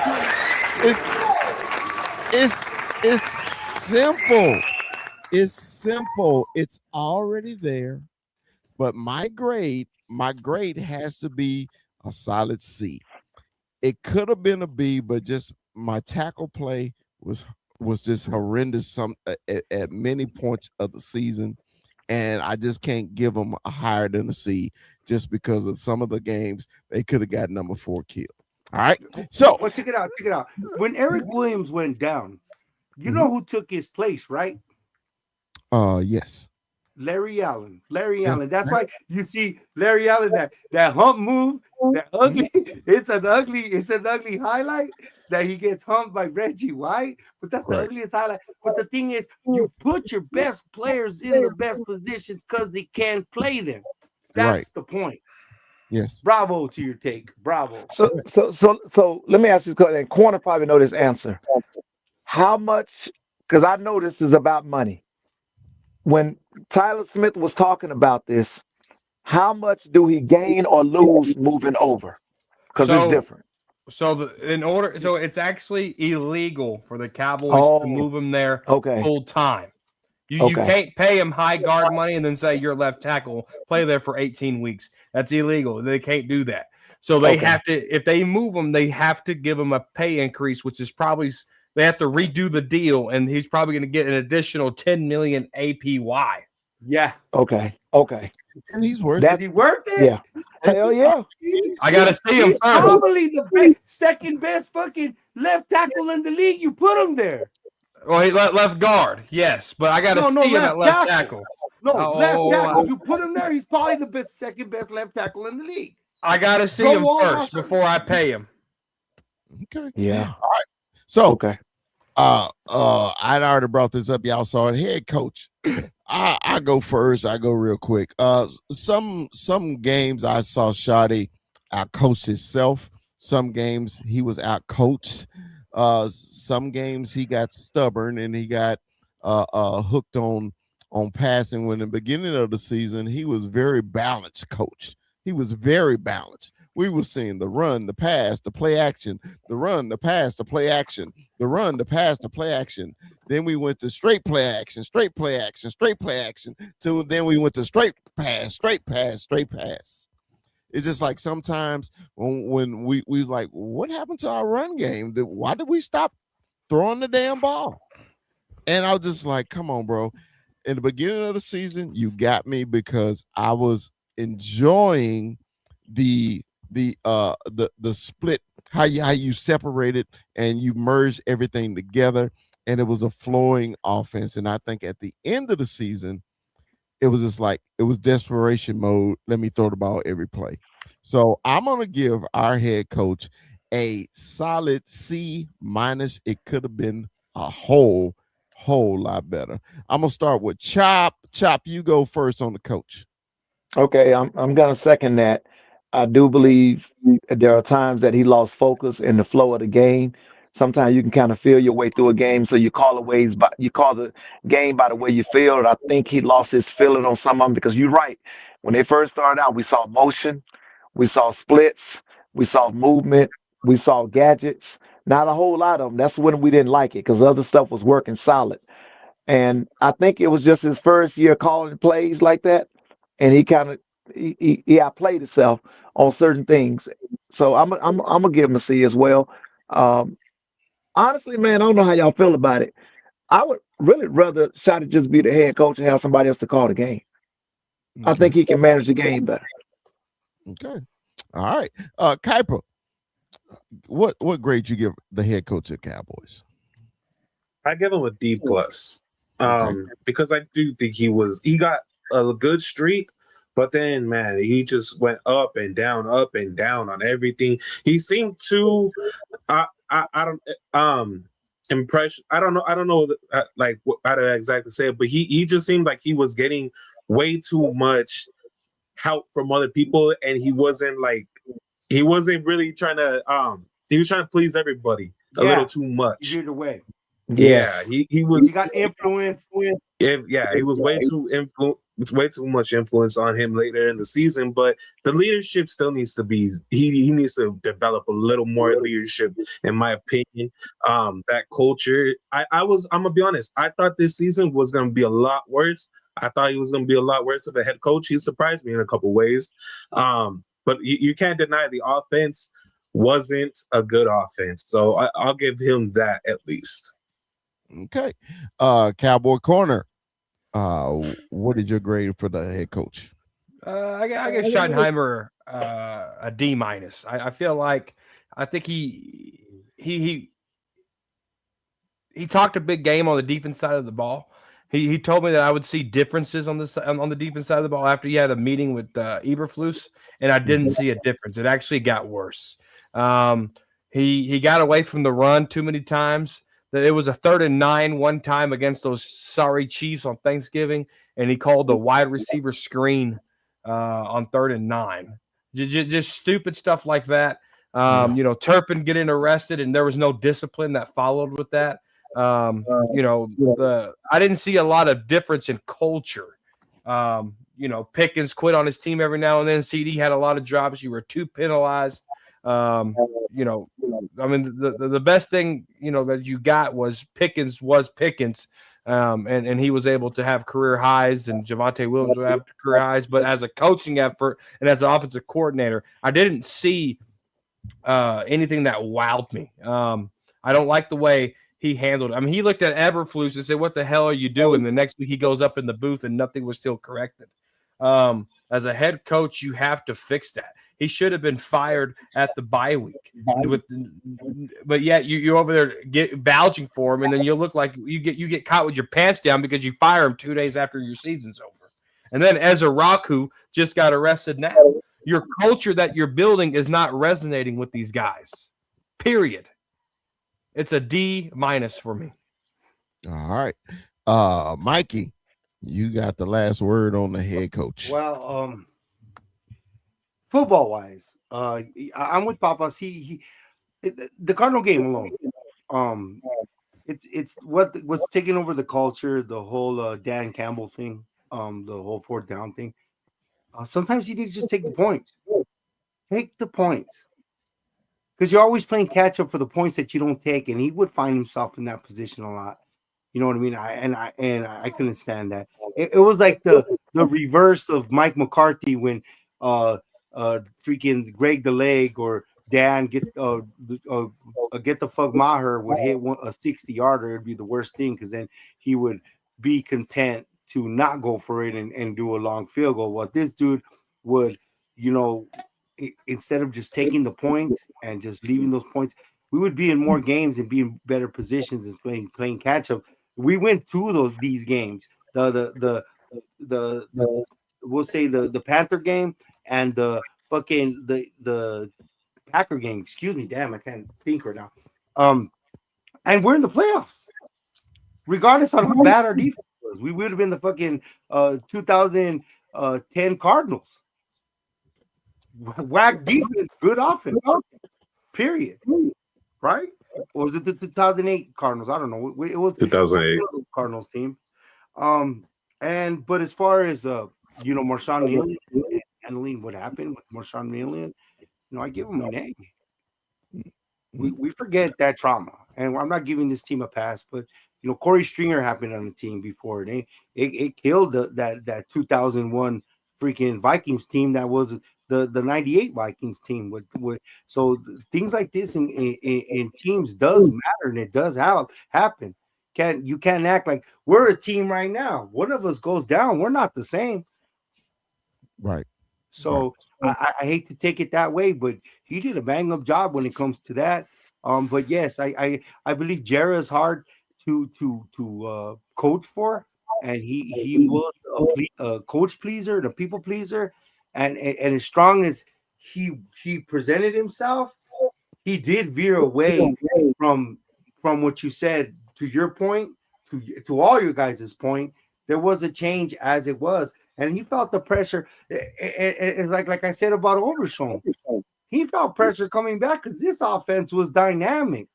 And what do I say? You start smoking that pass crack because you have two of the best. After we have someone like Javonte Williams and Connor Riley and Adams, where we should have just kept running the ball. But we had to score so damn much because this defense gave up so much. That's why he had got away from the run, boss. Yeah. It's a cause and effect. I'm not making excuses. I'm just putting out the facts that happen in our football season where it's cause and effect. This is what you eat a lot of food, you fucking get fat, obese, and you need to get surgery. Period. You know what I mean? There's cause and effect to everything. So all right, I'm not letting him off the hook. It's just it is. So overall, I'll give him a C. He was average. Okay. For the circumstances. All right, corner. No. You had your Yeah, your tribal chief has to go. okay. But I would love to. Yeah, I gotta go. But I would love that. Oh, I mean, you're gonna take another take. I was like, dude, leave that Dak Prescott shit alone, bro. No. But I would love for the tribal chief to have some type of introduction in the intro next week. I would love that. All right. You know what?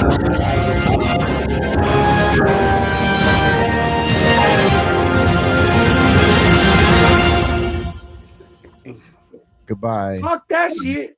He didn't beat me. I swept his ass. I'm your tribal chief. I swept your ass. You're at the bottom of the totem pole. I swept your ass. You're at the bottom. Peace. Oh boy.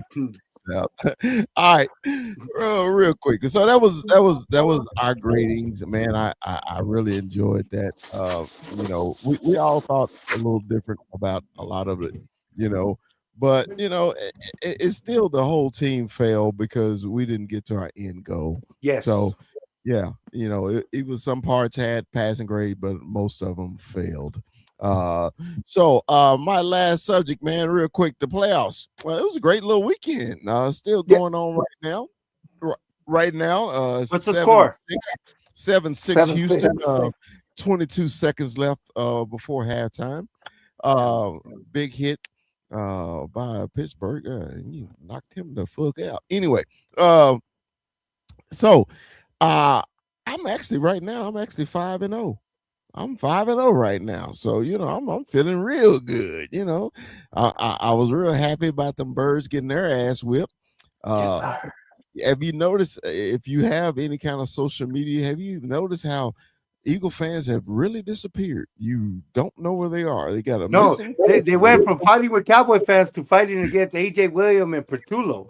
they, Oh they have yeah. they have run to the hills and they have turned on their team like they always do, which is Yes, fucking sir. hilarious to me. That Love shit's it. funny as hell to me.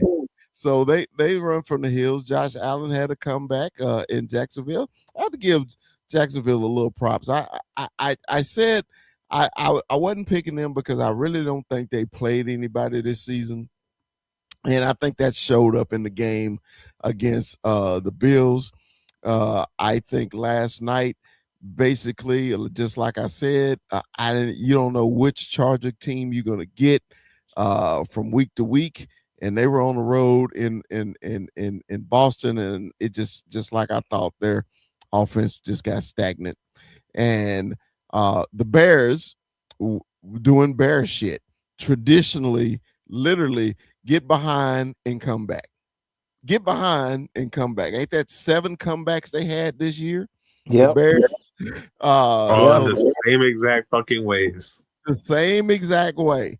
And the first game Saturday, who was that? That was the It was the Rams. Rams game. It The was that Rams. the Hey, wind was really fucking with yeah, everybody, man. the Prairie Kittens actually put up a fight. When they were down 14, I was like, the Rams gonna put 40 on their ass. And and the Prairie Kittens came back and made it a nice little fight. In any particular game this weekend, man, that did y'all enjoy, or was it a collection of all of them? Did you enjoy all of them? Yeah, All of them. man.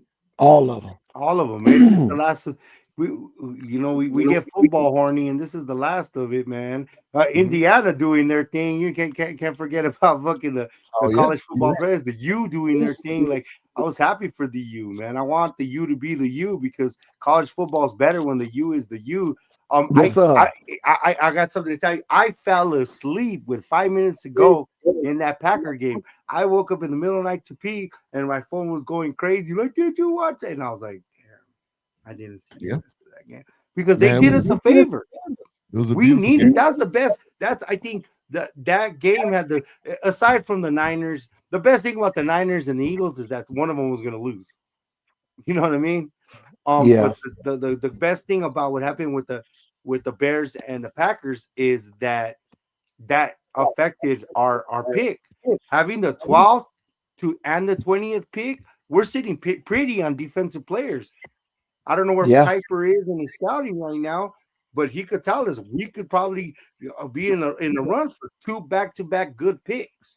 So Yeah, that was the Yeah. best thing that happened all week. Yeah. yeah.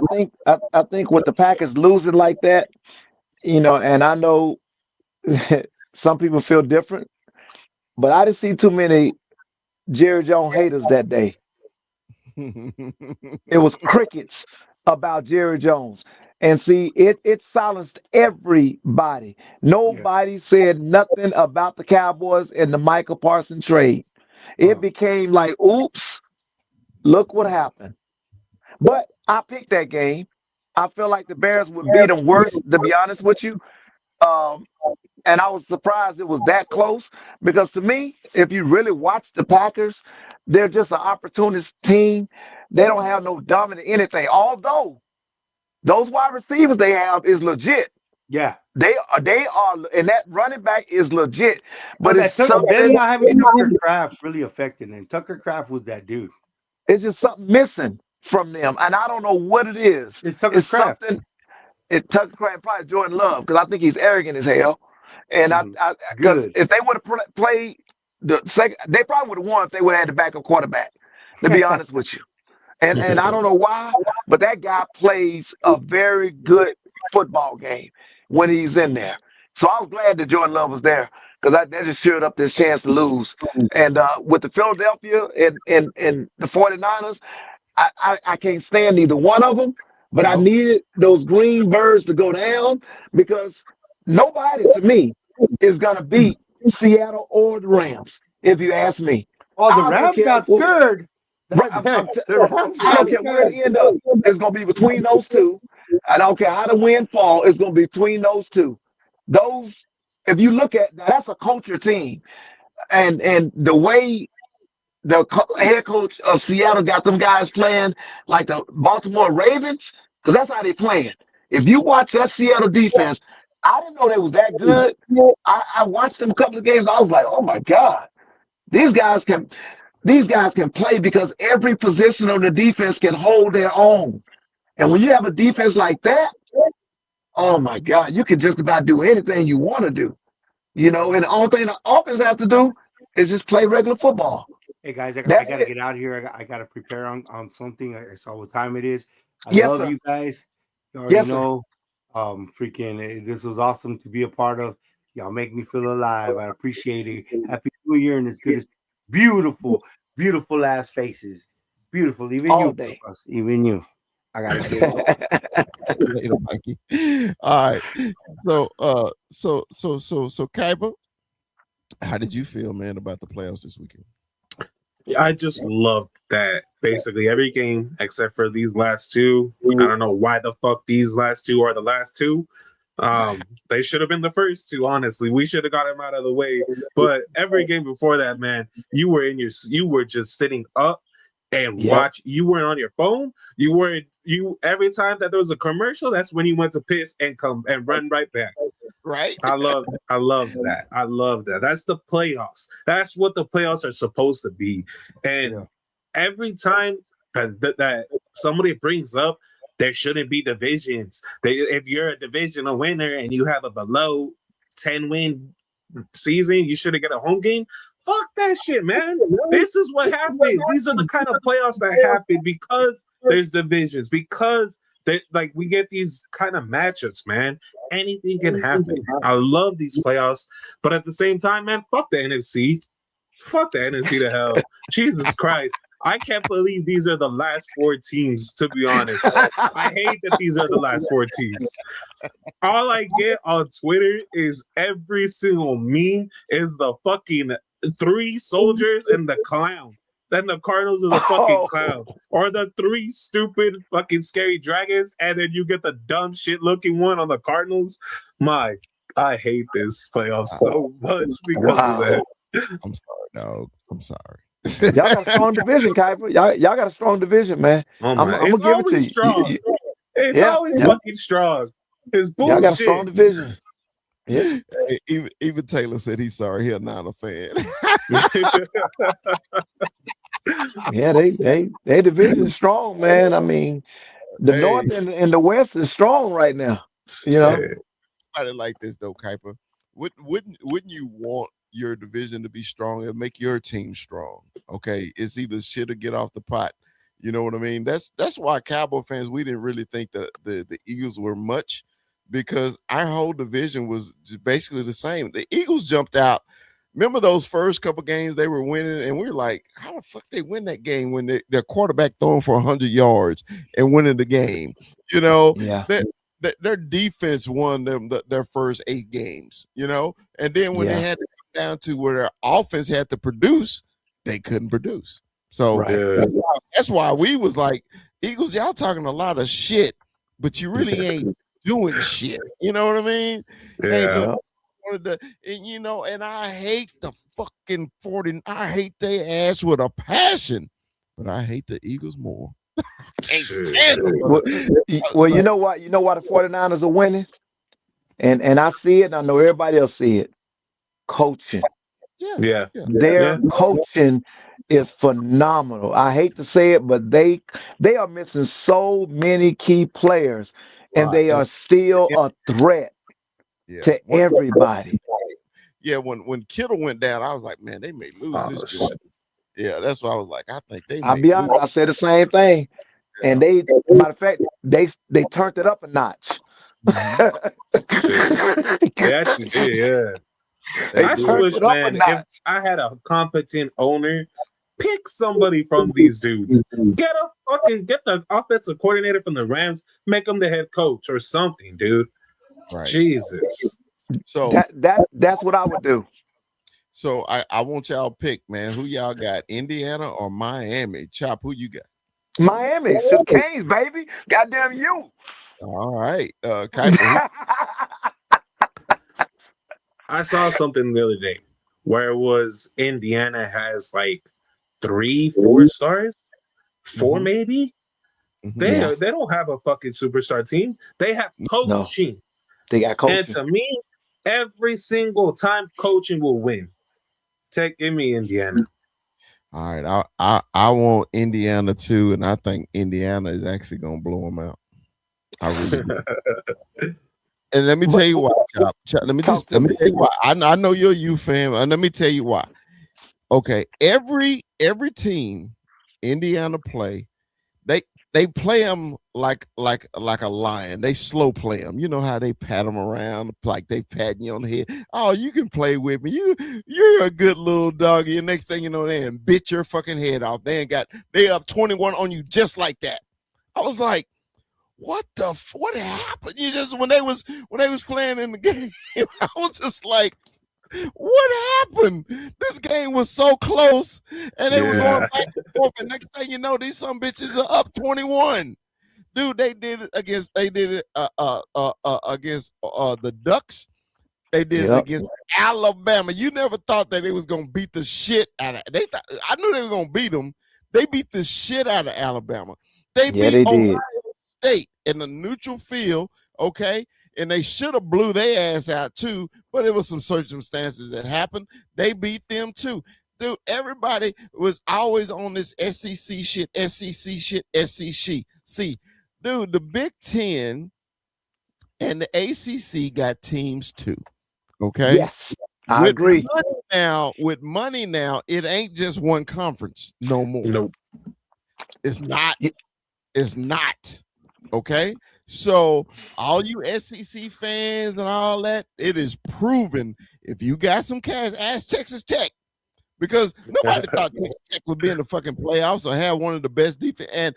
And when me and Kuiper getting into this draft, one of the best fucking defensive ends in the fucking country. Ooh. I Please love be a cowboy. Please be a cowboy. I Anyway, love Steve What's Davis. his name? Bailey? You talking about Bailey? Yeah. Oh man. Yeah. No, so no, so this is what I'm saying, man. If you got great coaching and your team is backing you, just with especially financially, and shout out to Ole Miss. Ole Miss played a hell of a fucking game against you ain't Miami. lying. They really You did. ain't lying. Trinidad, he didn't get his waiver, so he's coming to the NFL. Like I Right. said, Yeah. we're gonna grade him too. I thought Trinidad played wonderful. I loved how the kids from Ole Miss actually played so fucking hard after they punk ass coach. Anyway, that's another story. Anyway, so I'm loving the college football. Man, it's nothing like y'all know I love college football a lot. I love it, love it, Yeah. love it. And man, it's nothing like it. I can't wait till next Monday. We'll not do a show next Monday because I'm gonna be locked into that game. I'm telling you, I'm locked. Yeah. I'm locked and loaded on that one. So Wait, you know, I'm glad you said that. I'm glad you said that, Chris, about the SEC. I've been arguing with these guys out here about that same situation, that conference, about that money. And I keep telling them for years, the SEC have been hoarding players and holding them captive, and they got waves of five-star talent because of that's your way to go to that's your way to go to the NFL. But since that NIL came through, now the playing field got even up because these kids now are not looking at those certain schools. They're looking at that money.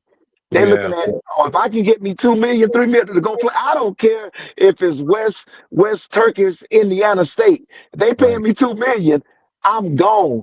And right, that is what's definitely happening right now. And you're gonna see the polarity. Let's put it like this: college football is caught up to the NFL as far as free agent, which is the portal, and the cap, which is that NIL. yeah, And this is what we're getting ready to start seeing. But you're right. Coaching, do I think Miami will win? I'm not totally confident because you're right. That coaching on Indiana and the way they play like Tom Brady, Belichick, New England team. Basic, fundamental, I'm in my spot football. And they just Chop, continue doing the same thing. Chop, that motherfucker said, Google me. Hey, I instantly loved him, and I'm a Big Ten guy, right? I'm cheering for them just because they've never ever done it, right? Yeah. They've Right, never ever done it. They're strictly a basketball school, right? right, But right. just the swagger they head coach got, he's just like, Yeah, man, we going to whoop some ass today. It is, yeah. and dude, their whole team literally plays like he acts and like he coaches, right? You And are and 100% right. and as a coach, that's what you want. You want your players to take on your persona, right? And they're Yeah. Right, and they're playing how you coach them. Okay. right. And that's why I love Indiana. I'm so glad Michigan didn't play them this year. They would have beat the shit out of us, but I'd have been pissed. But Here's a caveat that may switch that up just a little bit. okay. This is the first college team to get to play at home. Yes, Can that's true. you imagine what this getting ready to be like? The whole thing though with that, Indiana, you see how the motherfuckers packed that goddamn Georgia Dome. You saw that though. They You were won't there. pack Miami. They won't pack Miami. I They won't don't pack know. I Miami. don't know, man. I I don't don't know. know. Miami ain't gonna let them. Miami ain't gonna let them pack it. I don't know, child. That Money you, talk. That's hey, money you, talk. But Money does yeah, still, talk, yep, man. yeah. But you Money down there, talks. hey, you down there with them folk now. Come on now, you down there with them folk. You at the bottom, homie. Let's not forget, you at the bottom, and that that's is Miami. And that's all I'm saying. You at the so. bottom. And they gonna be looking around like, hey, it won't be the Michael Irvin what's called coming down in the camouflage pants and nothing like that. But it's gonna be fun, man. This is gonna be fun. I'm excited. I want Miami to win because it's Miami, but Right, I'm just more of a fan of Indiana the way they did it. right. You know what I'm saying? So I don't have a dog in the fight. I am a Hurricane fan, but I love what Indiana's doing. They are proving that it can happen Yeah. in So another division besides the SEC. so basically what's gonna happen, basically what's gonna happen, Monday will be another sad day. Now we love the playoffs and we love championship games, but we know what that means. That means football is over. So Yeah, that's the only yeah, bad thing about this, about championships and the playoffs. That mean it's gonna be over real soon. But yeah. That's a long summer. so public safety service announcement. After the Super Bowl, me and Kuiper will be having our series on the draft. We're going to break down positions and everything like that. This is going to be a tape show, and we're going to put it out on all the platforms where we can literally break down players who are of interest of the Cowboys, or not even just the Cowboys. Just we're going to do top 5 players by position, okay, and we're going to break them down extensively, and we're going to see where we think they should be drafted, man. And I'm excited about this. And this is We we're going to do this. We're going to do this right after the Super Bowl, and we're going to start recording, and we're going to put something out just about every day. We may just do it like this, Kuiper, and we ain't talked about it yet, but we may just do one player and put him out that day, the second player the next day, where we'll have a daily something, because we got a lot of players to go through. oh So yeah. it'll Oh lead yeah. us all the way up to April to the draft. So this is going to be really fun. So let So me ask you something. I'm sorry, Chris. Let me ask y'all something, Kuiper. I'm going to the East West Shrine game. mhm. Is it any players that I can look out for, because I haven't did a deep dive study besides the top 10 that everybody talking about, and I know those players are probably not going to be at the East West game, Yeah, it's but Yeah, I going to know be it's going to really be good. some jewels at that game. So I'm going out there just to You do know, the study. for me, the linebackers. Okay. I am looking for linebackers so bad just for the Cowboys. I Okay. I think we still need 3. I think we still need 3. Even I, because the reason I yeah. said, because I want Amari Overshown to be completely healthy. I want Yeah. him to be completely healthy, and I want to get but I don't want him to play every down. So that's why I'm looking for 3. Of course, we really gonna when we get to the secondary, when we start talking secondary, we really gonna break them fuckers down. So any secondary and linebacker play right now, I think we're set on defensive line. Right. Everywhere else, man, I think the Cowboys' main focus got to be defense. You know what's hard about this whole thing? If we would have had just middle of the road coaching, it was a better evaluation on who's on this team. Right. Because we know we saw, we know football is football, but did we really get a good evaluation on who's on this team on defense? Yeah. For real? Yeah, you're right. We don't know because the coaching was so freaking bad that it's like we're calling dudes out. Now we know Kenneth Murray. I don't ever want to, get on him that bad, but that was bad. That was bad. Being a veteran, that was bad. Being a long time veteran. So we know we got to do with that. His speed is not there. He's not a honking type of linebacker. He's not a coverage linebacker. He can stuff the A and B gap if he's in those gaps and they coming right at him. But it was a bad evaluation of who we really have on this team on defense with the coaching staff and the scheme that they ran. And it's just going to be unfortunate for some of them guys because we would never be able to see what they really could do. Look at Nashawn Wright. I mean, I was high on him, but he was far down the depth chart. So they got something for him. And then he fell out of favor with somebody. I don't know who, but he fell out of favor with somebody, and they got him off the team. So it's just so unfortunate, man. I kind of feel bad for some of them, at least, because they didn't get a chance to do what they do best, because of somebody else messing with them. So I hope this defense coordinator come in is not a guy that's learning. It's a guy that got some skin on the wall because we don't have time for some of these players for you to learn how to be a DC. You know what I'm saying? That's going to be the other part. Oh, I was just learning. Well, you wasted Dak's time, CD time. These guys only got 3 years left, Yeah. Well, yeah. We will. Real quick, you asked for a name. You a name Harold Perkins, linebacker out of LSU. That dude's gonna be a fucking beast in the NFL. Pure speed and instincts at the linebacker position. LSU linebacker. LSU, he's gonna be there. Watch him in practice and in the game, man. He's gonna pop out. Okay. All right. Well, look, I'm excited about this, man. Hey, good luck to all the other teams remaining in the playoffs, except for the Niners. Taylor, he's still in the comments. That's what I'm focusing on, except for the Niners. You did your job. Now it's time to go home. All right, it's quitting time. We'll appreciate that. Oh, that's messed up. Man, thanks for everybody from joining in, man. Thanks, Mikey, the punk ass, fake ass, trick ass, fake ass tribal chief, Cowboy Corner. Appreciate y'all, guys. Taylor's laughing. So we'll appreciate y'all, man. Hey, like I say, we're off next Monday. We'll get back into a little more playoff talk, and man, then we'll really dive into this off season. Okay, hopefully we'll have a defensive coordinator by then. All right.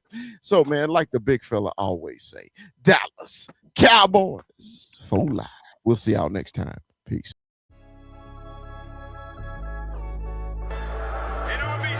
Yeah, let me give a big shout out to St. Louis bro in the building.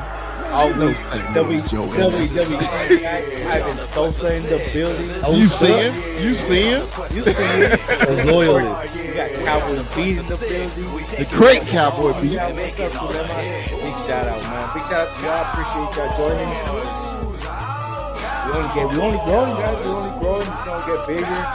Excited. Hey, did you see he got retrofit right in the introduction? I see it. Hey, man. Hey, all these videos, dancing. Hold on, player. Sometimes I screw up, player. Hey, man. Players fuck up. Hey, yeah, players fuck up sometimes. Yeah. This first day of pads. Say, man, we all played, man. It's just something about that first day. Ain't nothing like it. it is nothing like it, man. Because now to me, no, tomorrow tells the truth. Like, hey, was but tomorrow tells the truth.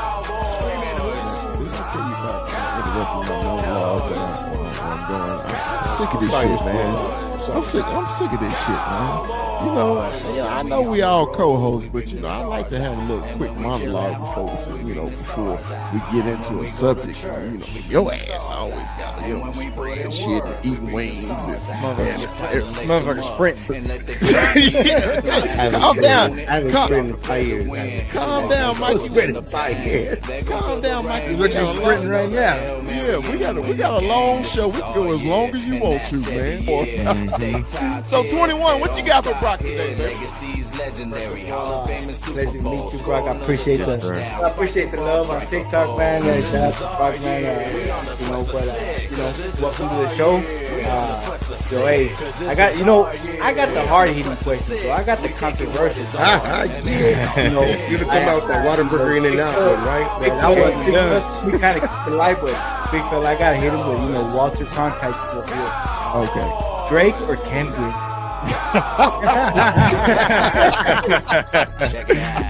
See, okay, I'm gonna be honest with you. I have never really grew up liking Kendrick like that, right? I've always been a big Drake fan, so I'm gonna say Drake, but not like us. Like I was telling Terrence the other day, because Terrence is a huge Kendrick fan.